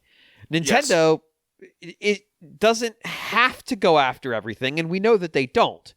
The fact that they did is a PR decision. The only reason I can assume they made it is that the thing got big and somebody higher up in the chain was like, I don't like that, do something about it. Because there are plenty of mod videos on YouTube right now. And yeah, as Matt notes, YouTube is not gonna side with creators. Like that's just not their MO, because they don't want to deal with the lawyers either, and creators don't really have them. And the reality of the situation is Nintendo is very likely within their rights, but your rights are only as far as you're able to execute them. And that goes the opposite way. If you're able to execute your rights in excess of what they are from a legal standpoint, because you have a compliant partner, guess what? Those are your rights now. If Google's willing to go further than the law on Nintendo's behalf, Nintendo's rights are now as far as Google's willing to go. So the big restraint factor for Nintendo's actions in that context is Nintendo's own internal restraint. And so why this particular game broke that boundary, it could be because of the bounty, it could be because of the extra PR it was getting, it could be any of that stuff. But there are other mods on you. Hell, I've seen people stream modded, people who have done Nintendo branded Twitch partnerships stream modded Breath of the Wild on a different day. On a different day. I want to be clear. Different day. It is largely, I'm guessing, a fit of peak of an individual or a group of individuals who saw this and saw the conditions around it. And maybe they only saw it because of the extra PR that came from the bounty or the fact that it was getting more coverage or whatever. Yeah, it's that critical mass. I mean, word had to have gotten back to Nintendo. Obviously, Nintendo doesn't monitor everything out there, but at some point, this blew up to a degree where somebody said something in Nintendo PR and said, hey, what about this? Oh, so Matt also reminds us that, oh, by the way, this was happening during the PR ramp up to the sequel, which probably wasn't smart. Because, of course, it's anything that's getting in the way of the conversation of the sequel. Now, if that was their motivation, what they may have neglected to realize is that by doing that, they also undermined the PR conversation around the sequel. There is challenge there. Now, to the initial question, yes, I did see this get conflated with the issue around Gary Bowser's release and then the fact that he still owes Nintendo a boatload of cash. I don't think they're conflatable. One is about not understanding the restraint of the extent of your power, being willing to use the maximalness of it in situations that do not require it. And then the other is, look, we did the thing that we would have done with if we could get our hands on these Chinese companies producing these products, but we can't. But this person did it from the U.S. and made $300,000 and had a company. All of these things make them an easy target of opportunity. Call the lawyers. We pay them to do this. This is a textbook case of what we're going after. And like whether or not a civil penalty in conjunction with the criminal penalty is effectively a moral decision. Like there's not an explicit like metric you can run here that says like this is just versus this is unjust. Ultimately, damages and compensatory damages, so like damages beyond just the damage you did, which Nintendo I'm sure is mathing it to being like every pirated copy of games played on these Switches is damage to us. But how do you know how many there are? You know, all that stuff. But there's also like damage that's like, hey, we're adding this extra on there just to make you hurt for hurting us. And of course, there's legal fees. I'm sure Nintendo's lawyers were spent well more than the $300K that this guy made. So it's just really bad PR, and I don't understand it. But also, I guess I kind of do because the timing with the game. If I was the person who was running the mods, I might have sat on it a little bit just to slide out of the PR window for Tears of the Kingdom, or tried to get it out sooner. I just think with Nintendo, I think it is more important to them as a company to defend their copyrights than worry about PR. I think they vacillate. I think they messed it up in that case, but the lawsuit around the mod chips, like that was a settlement. I think they did their job. But I mean, with anything legal's just going to say, yeah, we need to do this. And everybody's just going to say, okay, legal. But sometimes that's where the executives can go like, no, it's not worth it. It's just like look, the cost of us sending you to that court is not worth it. Let's just let it ride. Because, like I said, if this was a situation with bootlegs or like larger scale copyright infringement, like commercial copyright infringement, they might be more required to make a move. But with YouTube, they have such a compliant partner that like this YouTuber posted a video we don't like versus this YouTuber posted a video we're more or less ambivalent about. There's no like court to appeal to say like, well, you let this one you're ambivalent about go, why not mine? Which you could do in a patent or a copyright protection claim. Like, this is just, like, they have a compliant partner who will do whatever they ask them to do, so YouTube will clean up their mess, even if they're not being consistent. The mod itself has not been issued to take down only the videos, probably because it's hard to get to, if I had to guess. All right, cool. Thank you for your call. Does anybody else have a call they want to do? I might have lost it in the chat, because the chat moved a bit during that topic. In the meantime, John, I promised 3 emails. I said I will do 3 emails, and then I said I lied that we're not going to do 3 emails. But you know what? You have a third. You have a third. If I do one more email, John, we have 3 emails. So my question: should I keep my lie to the audience and continue to say that we lied? No, I mean if you're going to unlie all the way. I mean, if you were lying about lying, you might as well just lie as hard as you possibly can. That's true. Like lying about lying is like lying squared. It's But this really wasn't a lie. This was more of an accident. Like I didn't mean to do that. This whole podcast is an accident, James. The problem with going through our inbox is that we get some, but it's sometimes hard to figure out like, okay, what's a good one to do for the slot I have versus like, hey, this is a big long conversation. I've been getting long emails lately, just like long shows. Is it people waxing poetic? Yeah, kinda. And that's fine. Like the long emails have a place, and the short emails have a place. I guess we just bring out emotions in the people, James. Yeah, we do. I've got an email right here. This is from Reg McFly. Dear RFN, I'm giving you lots of dramatic reads today. Dear RFN, on listening to last week's podcast, a longtime listener offhandedly referenced, quote, despite the years of Wii U, unquote. I'm really fond of my Wii U, and I have nearly a complete PAL set of physical games. This is not as hard as it sounds. It was my first console where I had disposable income, and I really doubled down on it. There's absolutely no disputing that it is a complete bomb from a sales perspective without discussing the quality of the games. So let's lead me to my question. You go back in time to 2011. How do you repitch the Wii U? The quality of first-party titles is clear, given how many reported to Switch. But imagine if you had to manage the campaign of release. What do you show or sell?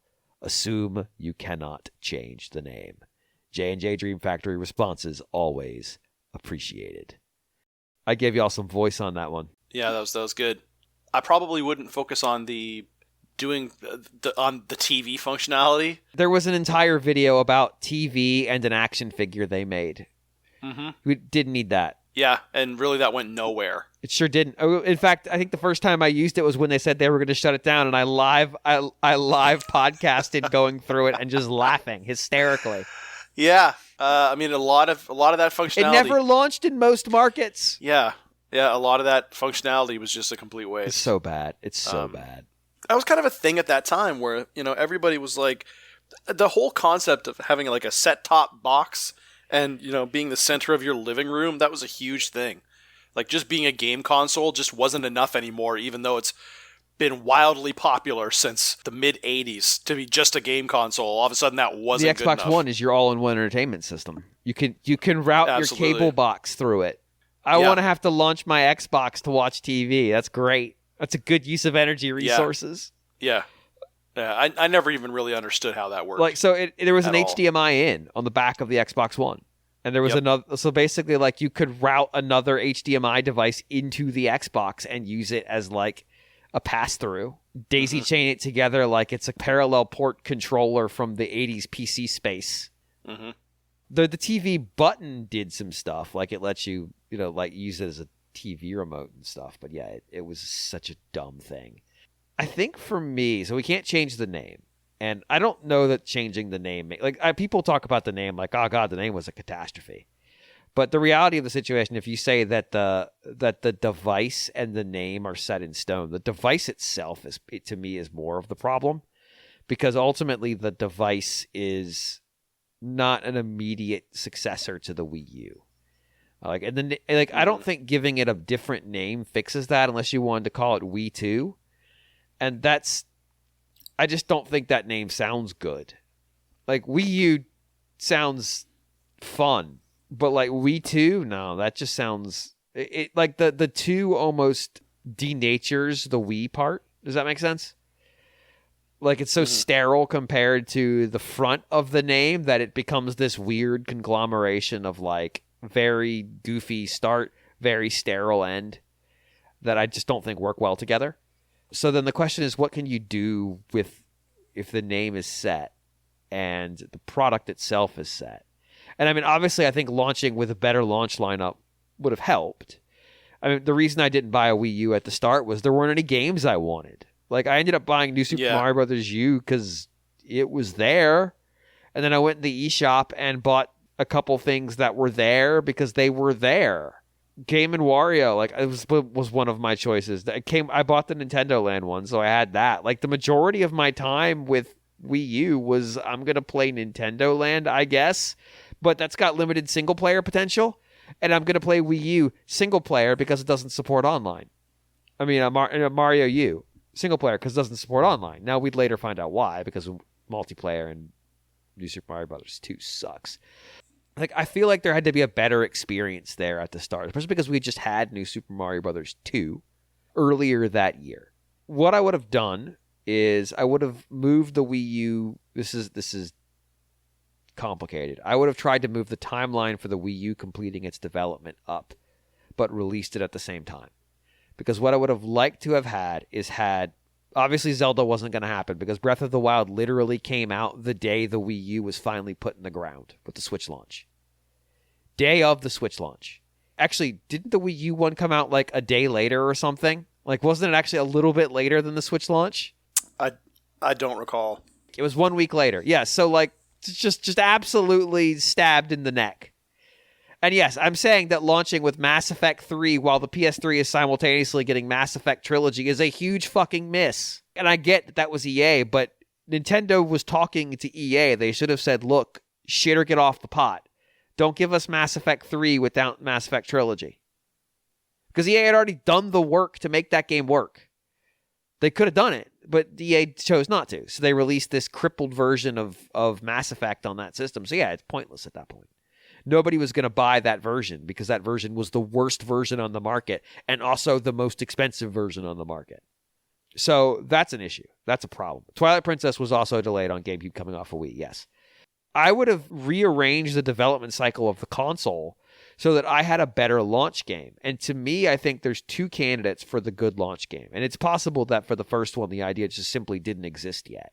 We're playing Fantasyland where I've been hired to do a job that's important. So obviously we're already dealing with a reality that's not our own. I would have launched with, instead of New Super Mario Bros. U, I think that would have come later, if at all. I would have launched with Mario Maker. Yeah, like one of the things I was going to say was I don't think they really showed you why you should, like, the importance of the gamepad or why you should and care. That E3 demo, when it was just called Mario Maker, not Super Mario Maker, and the whole thing was basically like duct taped together, but it was basically just a concept idea. That was one of the most exciting things in their booth that year, and I think they had Smash and Splatoon. Like, you walked in there and it's like, oh, this is wild. Like this like I can just, so like I made a level that was basically I used when you could pause it and see the path Mario took.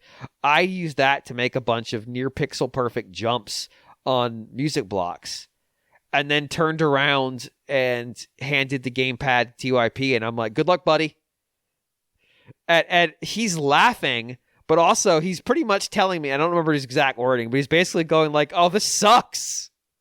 Because I had made something truly awful. And like actual despicableness was involved in the production of that thing. But it instantly made the gamepad feel important. Because I could test it on the gamepad, stop it, make a change, resume, and never have to like do anything. It was all seamless. It all just flowed together. And so like to me, that was the most important game on Wii U from a standpoint of like, what cool things are we doing with this? And I think having that and then having one other game that really showed the Wii U off. And it's hard to figure out what that would have been because there aren't that many games that really showed the Wii U off. Like Xenoblade X does, but Xenoblade was not a known quantity at that point. So that really wouldn't have delivered. Like, if they could have advanced time and had Breath of the Wild 4 years sooner, sure, Wii U would have been a huge fucking success. But obviously that's not possible. So it's that and maybe one other game that features one of their Oh, I can solve this. Mario Kart 8 sold like an actual lot of units on Wii U. It has sold on Wii U, New Super Mario Bros. U has sold 8.46 million copies. Excuse me, Mario Kart 8. 3D World sold 5.88. So I think, so Mario Maker is only at 4. Only at 4. New Super Mario Bros. U sold 5.8, which is more. But I think for the standpoint of giving the system viability, New Super Mario Bros. Coming in early and people actually getting to see what you can do with the gamepad, and Mario Kart 8, where you can honk the horn on the gamepad, as one of them being launch and one of them being like a month later. I would say Nintendo Land and New Super Mario Brothers at launch. Super Mario Brothers Maker at launch. And then like Mario Kart 8 2 months later, and then maybe something like Splatoon a few months after that. So you've put out 3 games that show what the gamepad is. All of them are in the top sellers for the system.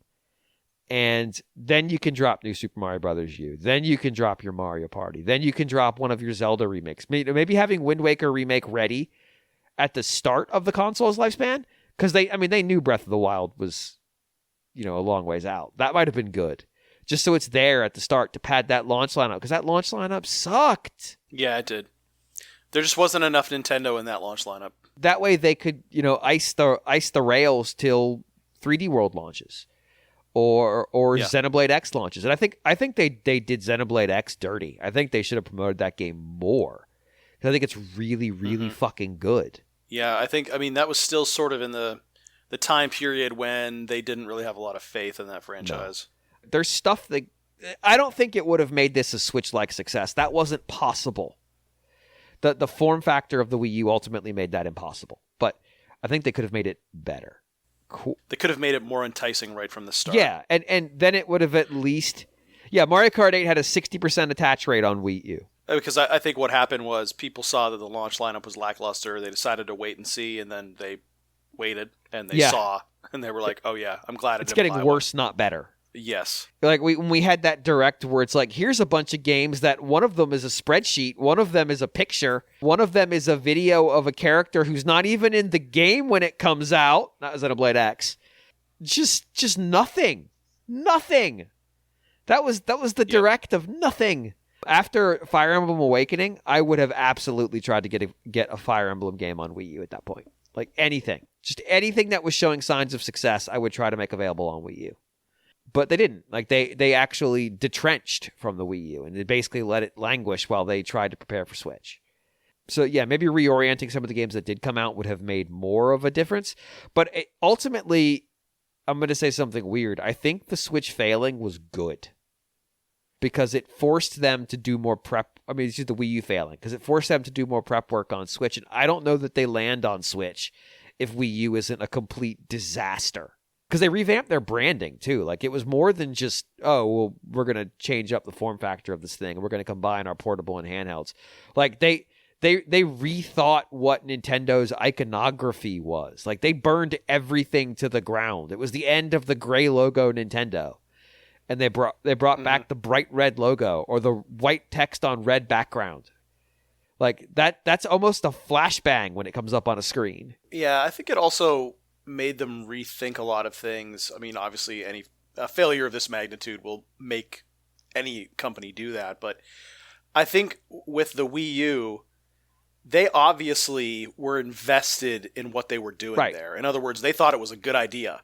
And I think they were probably taken aback by, well, wow, how far they missed the mark. But I think that they said, we're on to something here. We don't quite know what. And so it probably forced them to go back to the drawing board and actually really look and see why this thing failed and what people didn't like about it. Because obviously the dual screen paradigm worked with the DS and with the 3DS. People like that. I almost wonder if they just overvalued that part of it. In the console space, at least, right? Yeah, because ultimately the Switch gets rid of it. Because you can't look at the Switch screen and look at your TV because the Switch dock is just a dock. Yep. Yeah, like I almost wonder if they overvalued the dual screen nature and as a consequence had to come up with a technology that lets you have a screen remote. And we talked about it at the time, the technology in that thing for video streaming, especially at the time, is fucking magic. Like the fact really it works at all, like it didn't work in my apartment because of radio interference, but the fact that it worked at all is kind of wild. They chose that particular path because of they valued the dual screen so much, and I think that ultimately was the mistake. So like if we could change the hardware, I think we have a lot more options, but we cannot. Yeah, they seemed dead set on trying to replicate the dual screen in console hardware. Yeah, which sucks. And they're experimental in that way. Doesn't mean that everything's going to hit. Exactly. All right, so we're going to go back to the calls real quick. Have we gotten? I know GX, you've got your request to call in. Does anybody else have a request besides GX? If not, we are going to bring GX in and we are going to wrap things up. Oh, Pokepal has one. Okay, Pokepal, I'm going to give you access to unmute yourself. Hold, please. You're very faint, caller. Can you turn down your radio and turn up your phone? I like that I only stick to this bit like 1/3 of the time. I appreciate it though, because I don't think everybody gets that joke at this point. Caller, introduce yourself and ask your question. So I'm Pokepal. I usually write in as Spencer for whatever reason. I don't know why I started doing that, but I just keep doing it. And I figured I'd just go with something I recently sent in to RFN, but I figured both of the people who could really speak on it are here now, so you might as well just do it here. Unless you really Let's do it. Okay. So I have a bit of a business what if for you. What if Elon Musk, no doubt riding high on his success, quote unquote, running Twitter, somehow took over Nintendo? And blowing up his launch pad. And raining dangerous ash down on a community nearby. Just genius. Big brain genius activity. Well, I think absolutely brilliant. So he'd immediately leverage it with debt, like just a unprecedented amounts. He'd buy the company and immediately dump the debt on the company, which is good. That's how you should run a business. You should definitely saddle it with junk. He would probably start complaining about the messages in some Nintendo games, but he'd be dumb about it and do it in a way that doesn't make any sense to anybody who has a functioning like frontal cortex. Because there's a language barrier there that doesn't help. Well, I mean, there's a language barrier when he's speaking in English too. Like, I think the problem we'd run into immediately is that it seems like he makes all of his decisions lately about getting props online from his like dedicated followers, not based on whether or not these decisions make sense. So, like the idea of we're going to make verified an equal playing field for everybody. It's like, no, the premise of verified was that it wasn't. It was like, yes, it avoided a lawsuit of people being impersonated, but also it gave an air of authenticity that Twitter had that no other social media platform did, because it was like this person in bright blue is like somebody who has meaningful opinions. And then verified just became this like status symbol. He was right about that. But what he fucked up is he's like, what if we just sell it? What if we sell it for a completely unreasonable price? What if we put our data API that gives us like value to the market? People can see what people are tweeting about, and then they can write about it and promote my service like by accident, effectively. What if I put that behind an insane and cost prohibitive like level of API costs? The problem is he doesn't actually fucking know anything. So this is the thing. Mm-hmm. This is the thing. This is the secret to Elon Musk. He's not an idiot. Like I don't want to say that. He's not the engineers that made SpaceX work. He's not the engineers that made Tesla work. He didn't even fucking found Tesla. He came in and invested in them early. But he's not a founder, even though he's called the founder, because I think one of the terms was he had to be called the founder. He's not the fucking founder of Tesla. Yeah, the engineers behind the SpaceX program did a really amazing job getting a rocket launch that's reusable. And you could say like, well, he ideated that idea, but that idea's been around. Like that's not a new idea. He just helped put the money in off the PayPal stuff, which again, he didn't create PayPal. He was there, he had equity, and he made a bunch of money. He got equity in part because he was able to invest the money that he inherited because he grew up literally in South Africa. I believe his father owned a diamond mine or gemstone. I think it was an emerald mine. Sorry, my mistake. That's right. He's not got to get it right. You know, the autobiography I'm penning just includes all these. He's not a De Beer. Like I get that. I remember growing up when a father would be like driving me somewhere and like a De Beers ad would come up. They had the current head of the family. So I grew up in South Africa in the diamond mines. And I'd be working with the miners. And like, you weren't working with the fucking miners. Your last name's De Beers. Yeah, and they'd show up with a beautiful stone. But it would look all dirty and rocked. But we would take it back to the lab, and I would see someone cut it into the finest diamonds in the world, and I was enraptured. And I knew this is the business I wanted to do forever. Son! You are inheriting a diamond mine in an incredibly corrupt economy that largely ran off the backs of native workers and putting them in hazardous situations. Of course this is the business you want to be in. Jesus! It's the last leg of imperialism. Yeah, I want to give this up. This isn't for me. Because those ads were just so gross. But ultimately, you look, South African emerald mine, I'm going to assume bad shit was happening, especially when we're talking about like the 80s. The 70s. And you should just, I'm not even going to get into the history of that. So the problem is when you have a lot of success, it can affect you one of two ways. There are people that it makes them like more hungry for more success. And there are people who it makes them go completely fucking insane. And it very rarely, like, people who get that successful are usually hyper competitive in some way. So it very rarely like satiates them. In fact, people who get there are very difficult to satiate. Like there's this thing about like, why are CEOs always so type A? Well, because that's the kind of person who gets into a CEO role. Like I would never be made CEO of a company. It wouldn't work. I'm not the right temperament to manage that shit. So it just wouldn't go down.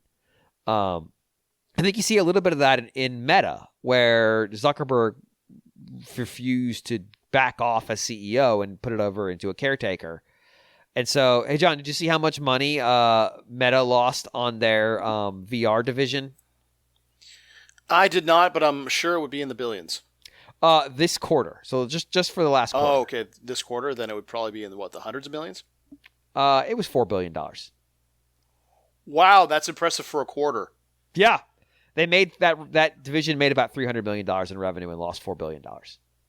That is such a waste for something that nobody wants. And as you recall, Meta has pivoted towards metaverse and VR and all that stuff. So yeah, that's I mean, their Meta Horizons is terrible.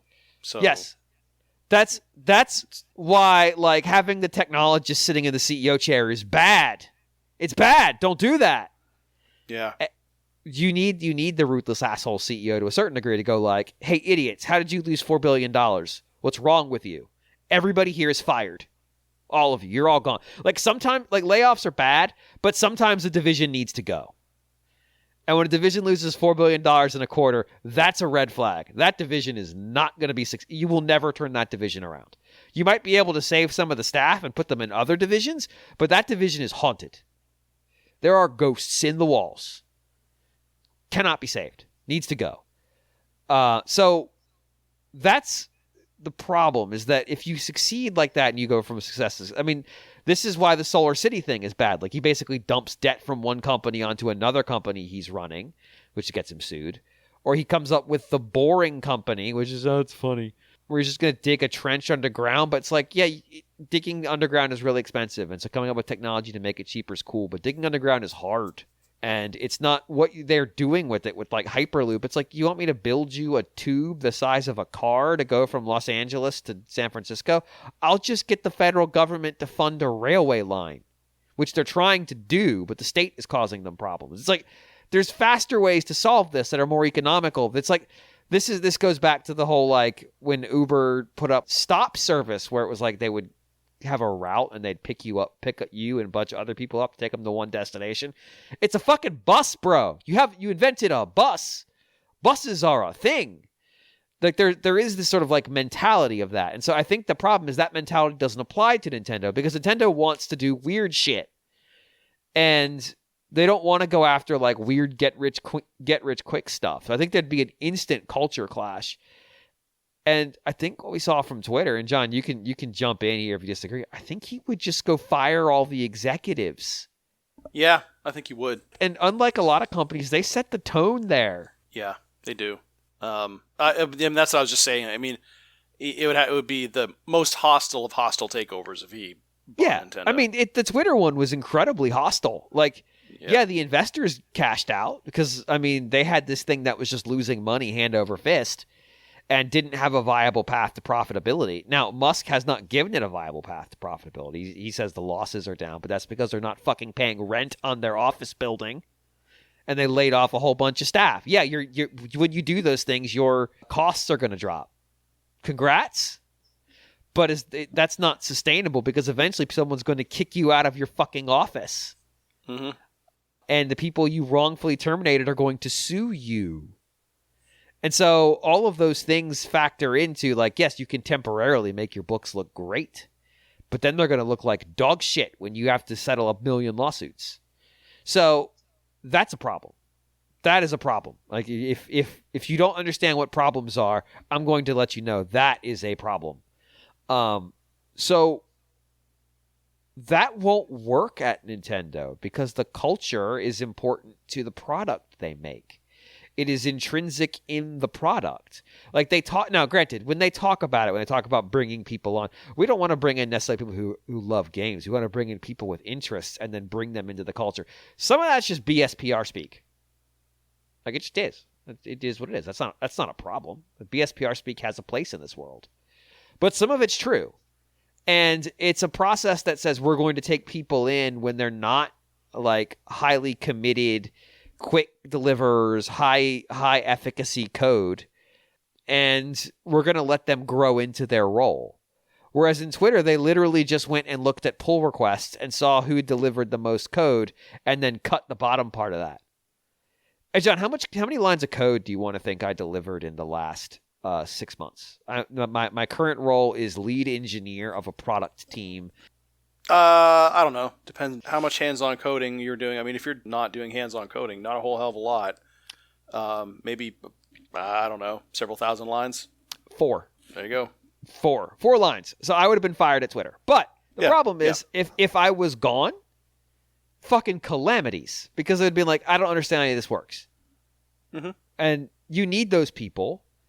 And it's a very basic understanding of engineering. Like, you need those people. Like when they sacked all the delivery managers.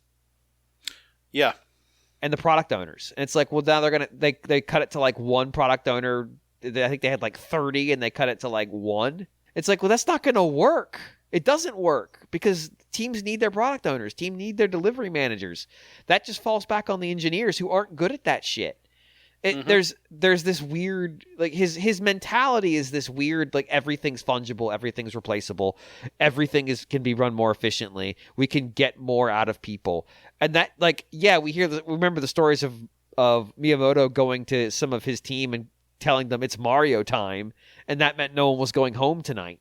And that part Musk would have been fine with, but I imagine those people he brought in were like people he had been training, people who had been were in his, for lack of a better word, his cabinet. They were probably his right and left hand men. Like, these were people that had earned his trust, and, you know, maybe not necessarily by delivering the most product, but by having like the keenest eye, or being able to see problems as they're popping up, or being able to squash things, or being able to deliver a prototype really fast. Like, this was a core team that could be trusted to do things, and yeah, that meant they got hit with extra work, and that's not great. But that's a cultural thing that he would have absolutely obliterated if he took it the company over. And ultimately, yeah, I think it would drown them. And yeah, it's not legal in a more or less sense for Nintendo to be acquired. Nintendo owns enough of their stock that you can't acquire them anyway. The company was evaluated originally when it went public, and they were told that you have X number of units of stock, and the amount they issued is not sufficient. The amount of it that they actually issued, not counting the amount they've since bought back, which is a lot. The amount they've issued is such that even if you had it, the amount the company still holds is more than 50%. Significantly more. I don't know, John. What do you think? What's the prognosis? I'm guessing you're thinking that it's going to be great. He's going to do a good job and run the company perfectly. No, he tends to disregard culture in all ways, shapes, and forms. Absolutely. He very much has an attitude of, if you're not writing code, you don't belong at this company. Which, if you're not burning extra hours and all that stuff. Yeah, it's just a very reductive way of looking at things. I doubt that he would respect the culture at Nintendo. I don't think he would value it. He tends to look at just straight up efficiency. Very much a tech bro. Sort of, code will solve all of our problems. Oh yeah. Who cares about the human aspect of anything, because we can just write code to make it all go away. Very much that sort of view on business. I mean, if you look what he's done at Twitter, I mean, I don't think it's really surprised anybody, because, you know, all of this stuff that Twitter was doing was frivolous and their code is garbage. Right. You know, just completely disregarding any historical context for anything that they've done. Not even really running Twitter like a business, running it more like his just like, you know, personal playground. Well, I mean, it goes back to the statement I made earlier, where everything he did to get plaudits from this echo chamber that he had built around himself. Yeah. This sort of largely rightist political, younger tech bro, the NFT subset community. Yeah. Like that same group largely, and for not entirely unpolitical reasons. Like there is a laissez-fairness in his thoughts about how business should be run, and that's not uncommon for people who run multiple companies, especially companies who are constantly having themselves evaluated by the government. But that doesn't stop him from, injecting himself into a bunch of government contracts. So, what's good for me, not for thee stuff. That kind of mentality attracts that same kind of grind set, government is the anchor, get rid of these regulations. I don't need banks. Free speech absolutists.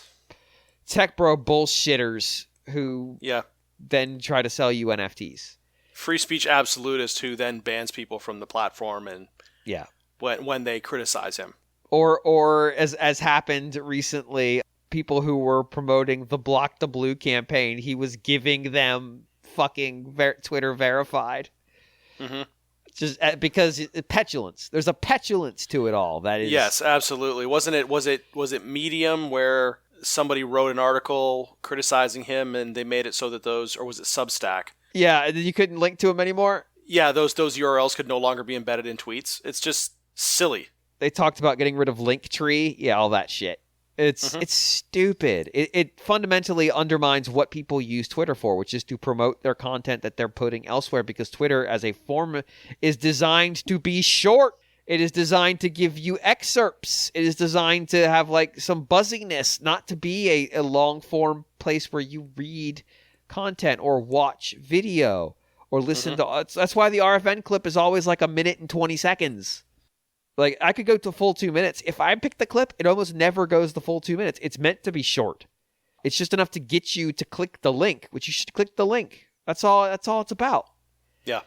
It's a fundamental misunderstanding of what the platform was being used for by creatives. Like, they weren't using it as the primary mechanism through which their content was to be observed, except for potentially, like, fan artists who drew fan art. Like, they actually did make good house on Twitter, but, like, that used to be for them, what's the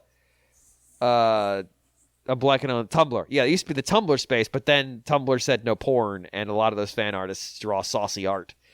Now Tumblr's backed off from that, I think, since then. But yeah, it caused issues. Yeah, I don't think he would run it well. No. I think he'd kill the company, honestly. Yeah, well, that's I mean, my long running theory with Twitter is that he just wants to drive it to bankruptcy. Yeah. Tumblr has been sold twice since then for less every time, which is impressive. Significantly less. Yeah. I think as the chairman of Nintendo, it would be just stupid. Mm-hmm. Sega should buy Tumblr. Yes, Sega should buy Tumblr. That is correct. They could put Angry Birds on it. All right, Jex, I know you said you have one more, so if you want to rejoin the call. I only really offered as like a backup in case there was nobody else. And I was glad Pokepals had quite a lot of meat on it. So I really I've swerved, and I really only have one question left. It should go pretty quick. John? Yes?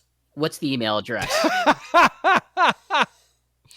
It's RFN at NintendoWorldReport.com. That is Radio Free Nintendo.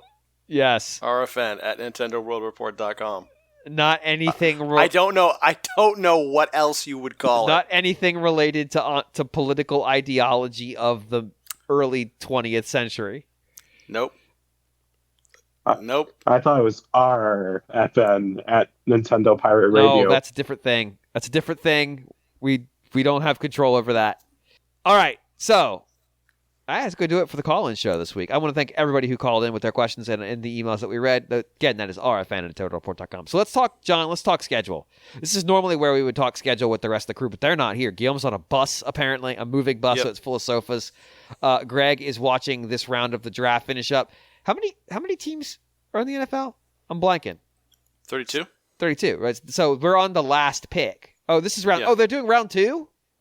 Oh, no, they're done. The draft is done. Okay, it's done for today. Yeah. Okay. I thought they were doing it again. I'm like, wait, what? Anyway, so there is a problem with the schedule. So we were talking about doing Wind Waker next week. The Wind Waker Retroactive Part 2, which you could still send your comments. Put them in the Discord. You can put them on the talkback thread we have for it. You can email them to us, rfn@nintendoworldreport.com. That is rfn@nintendoworldreport.com, rfn@nintendoworldreport.com. Or you could just kind of kick back and enjoy the show with us. Like we're gonna record that. But the challenge we've got is, I was doing some math last night and I realized something. The episode that we're going to record for next week So, and then the episode that we're going to record immediately after that. We are recording that episode on the 11th. So that would be, right now, Wind Waker is on the 4th. Yeah. So I'm out next week, by the way. So, there you go. So I think this pretty much settles the question then, because what I was going to say is on the 12th, Tears of the Kingdom comes out. Mm-hmm. And so we had this with the Switch. On the Switch launch / Breath of the Wild launch, we did a retroactive because we recorded it the day, like once we finished recording, I left to the midnight launch of Switch. I feel like putting the retroactive because it's more timeless as in that launch window with Switch, like or with Tears of the Kingdom, like at the same time, makes more sense than doing it next week and then releasing an episode that no one will hear. Yeah. Because we're going to talk about Xenoblade at some point. But like once Breath of the Wild comes out, that's the show for the next couple weeks. Mm-hmm. We got to do Wind Waker because I finished playing it a month ago. So my thought is we do Wind Waker on the 11th. And now Guillaume and Greg aren't here to agree, but they stepped away, so that's their problem. And then next week is a regular-ish episode. Yeah, that makes sense.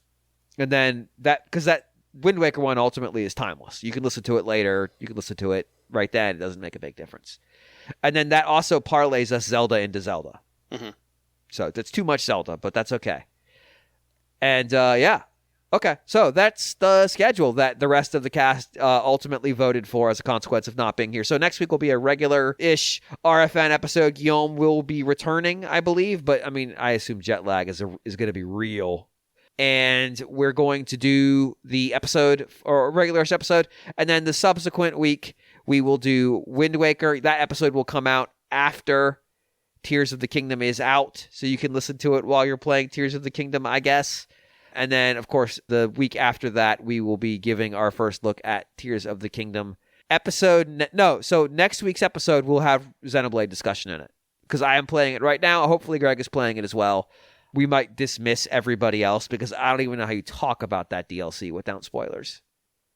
So that will cover us. And in fact, that will give us what we need to do and wrap this episode of Talk RFN with 3 exclamation points. I was your host, James Jones, as joined by my co-host, Mr. John Lindemann. My pleasure. It's always great to have you. And Greg, what is our music for this week? You're saying, oh, but James, Greg's not here to tell you what the music is. No. Au contraire. Blimey, James. Did you just, music is. Did you just do like sort of pseudo-Australian, I guess. I can't really do Greg. The thing is, I cannot do Greg's. You know, I can't do it. I can't do it. John's gone crocodile dummy over here. Crocodile dumb D.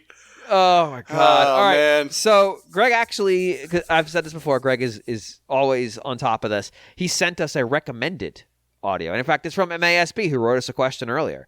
It says, "Picked out a request you can use closing meeting tonight. Feel free to go with something else if the episode takes you in a different direction. Best of luck." I guess he saw what we had planned. This is from MASB. It is from Radical Dreamers, which is the text adventure, the text story that was originally a Satellaview product, I believe, that sits between the release of Chrono Cross and then the release of Chrono Trigger. And it was part of the Radical Dreamers collection that has Chrono Trigger and this in English for the first time. The name of the song is The Girl Who Stole the Star. I have not had a chance to listen to it yet, so I am very excited to hear that. And on that, next week will be a regular episode of RFN where John won't be here, so the Iron Man streak ends at 2. Yep.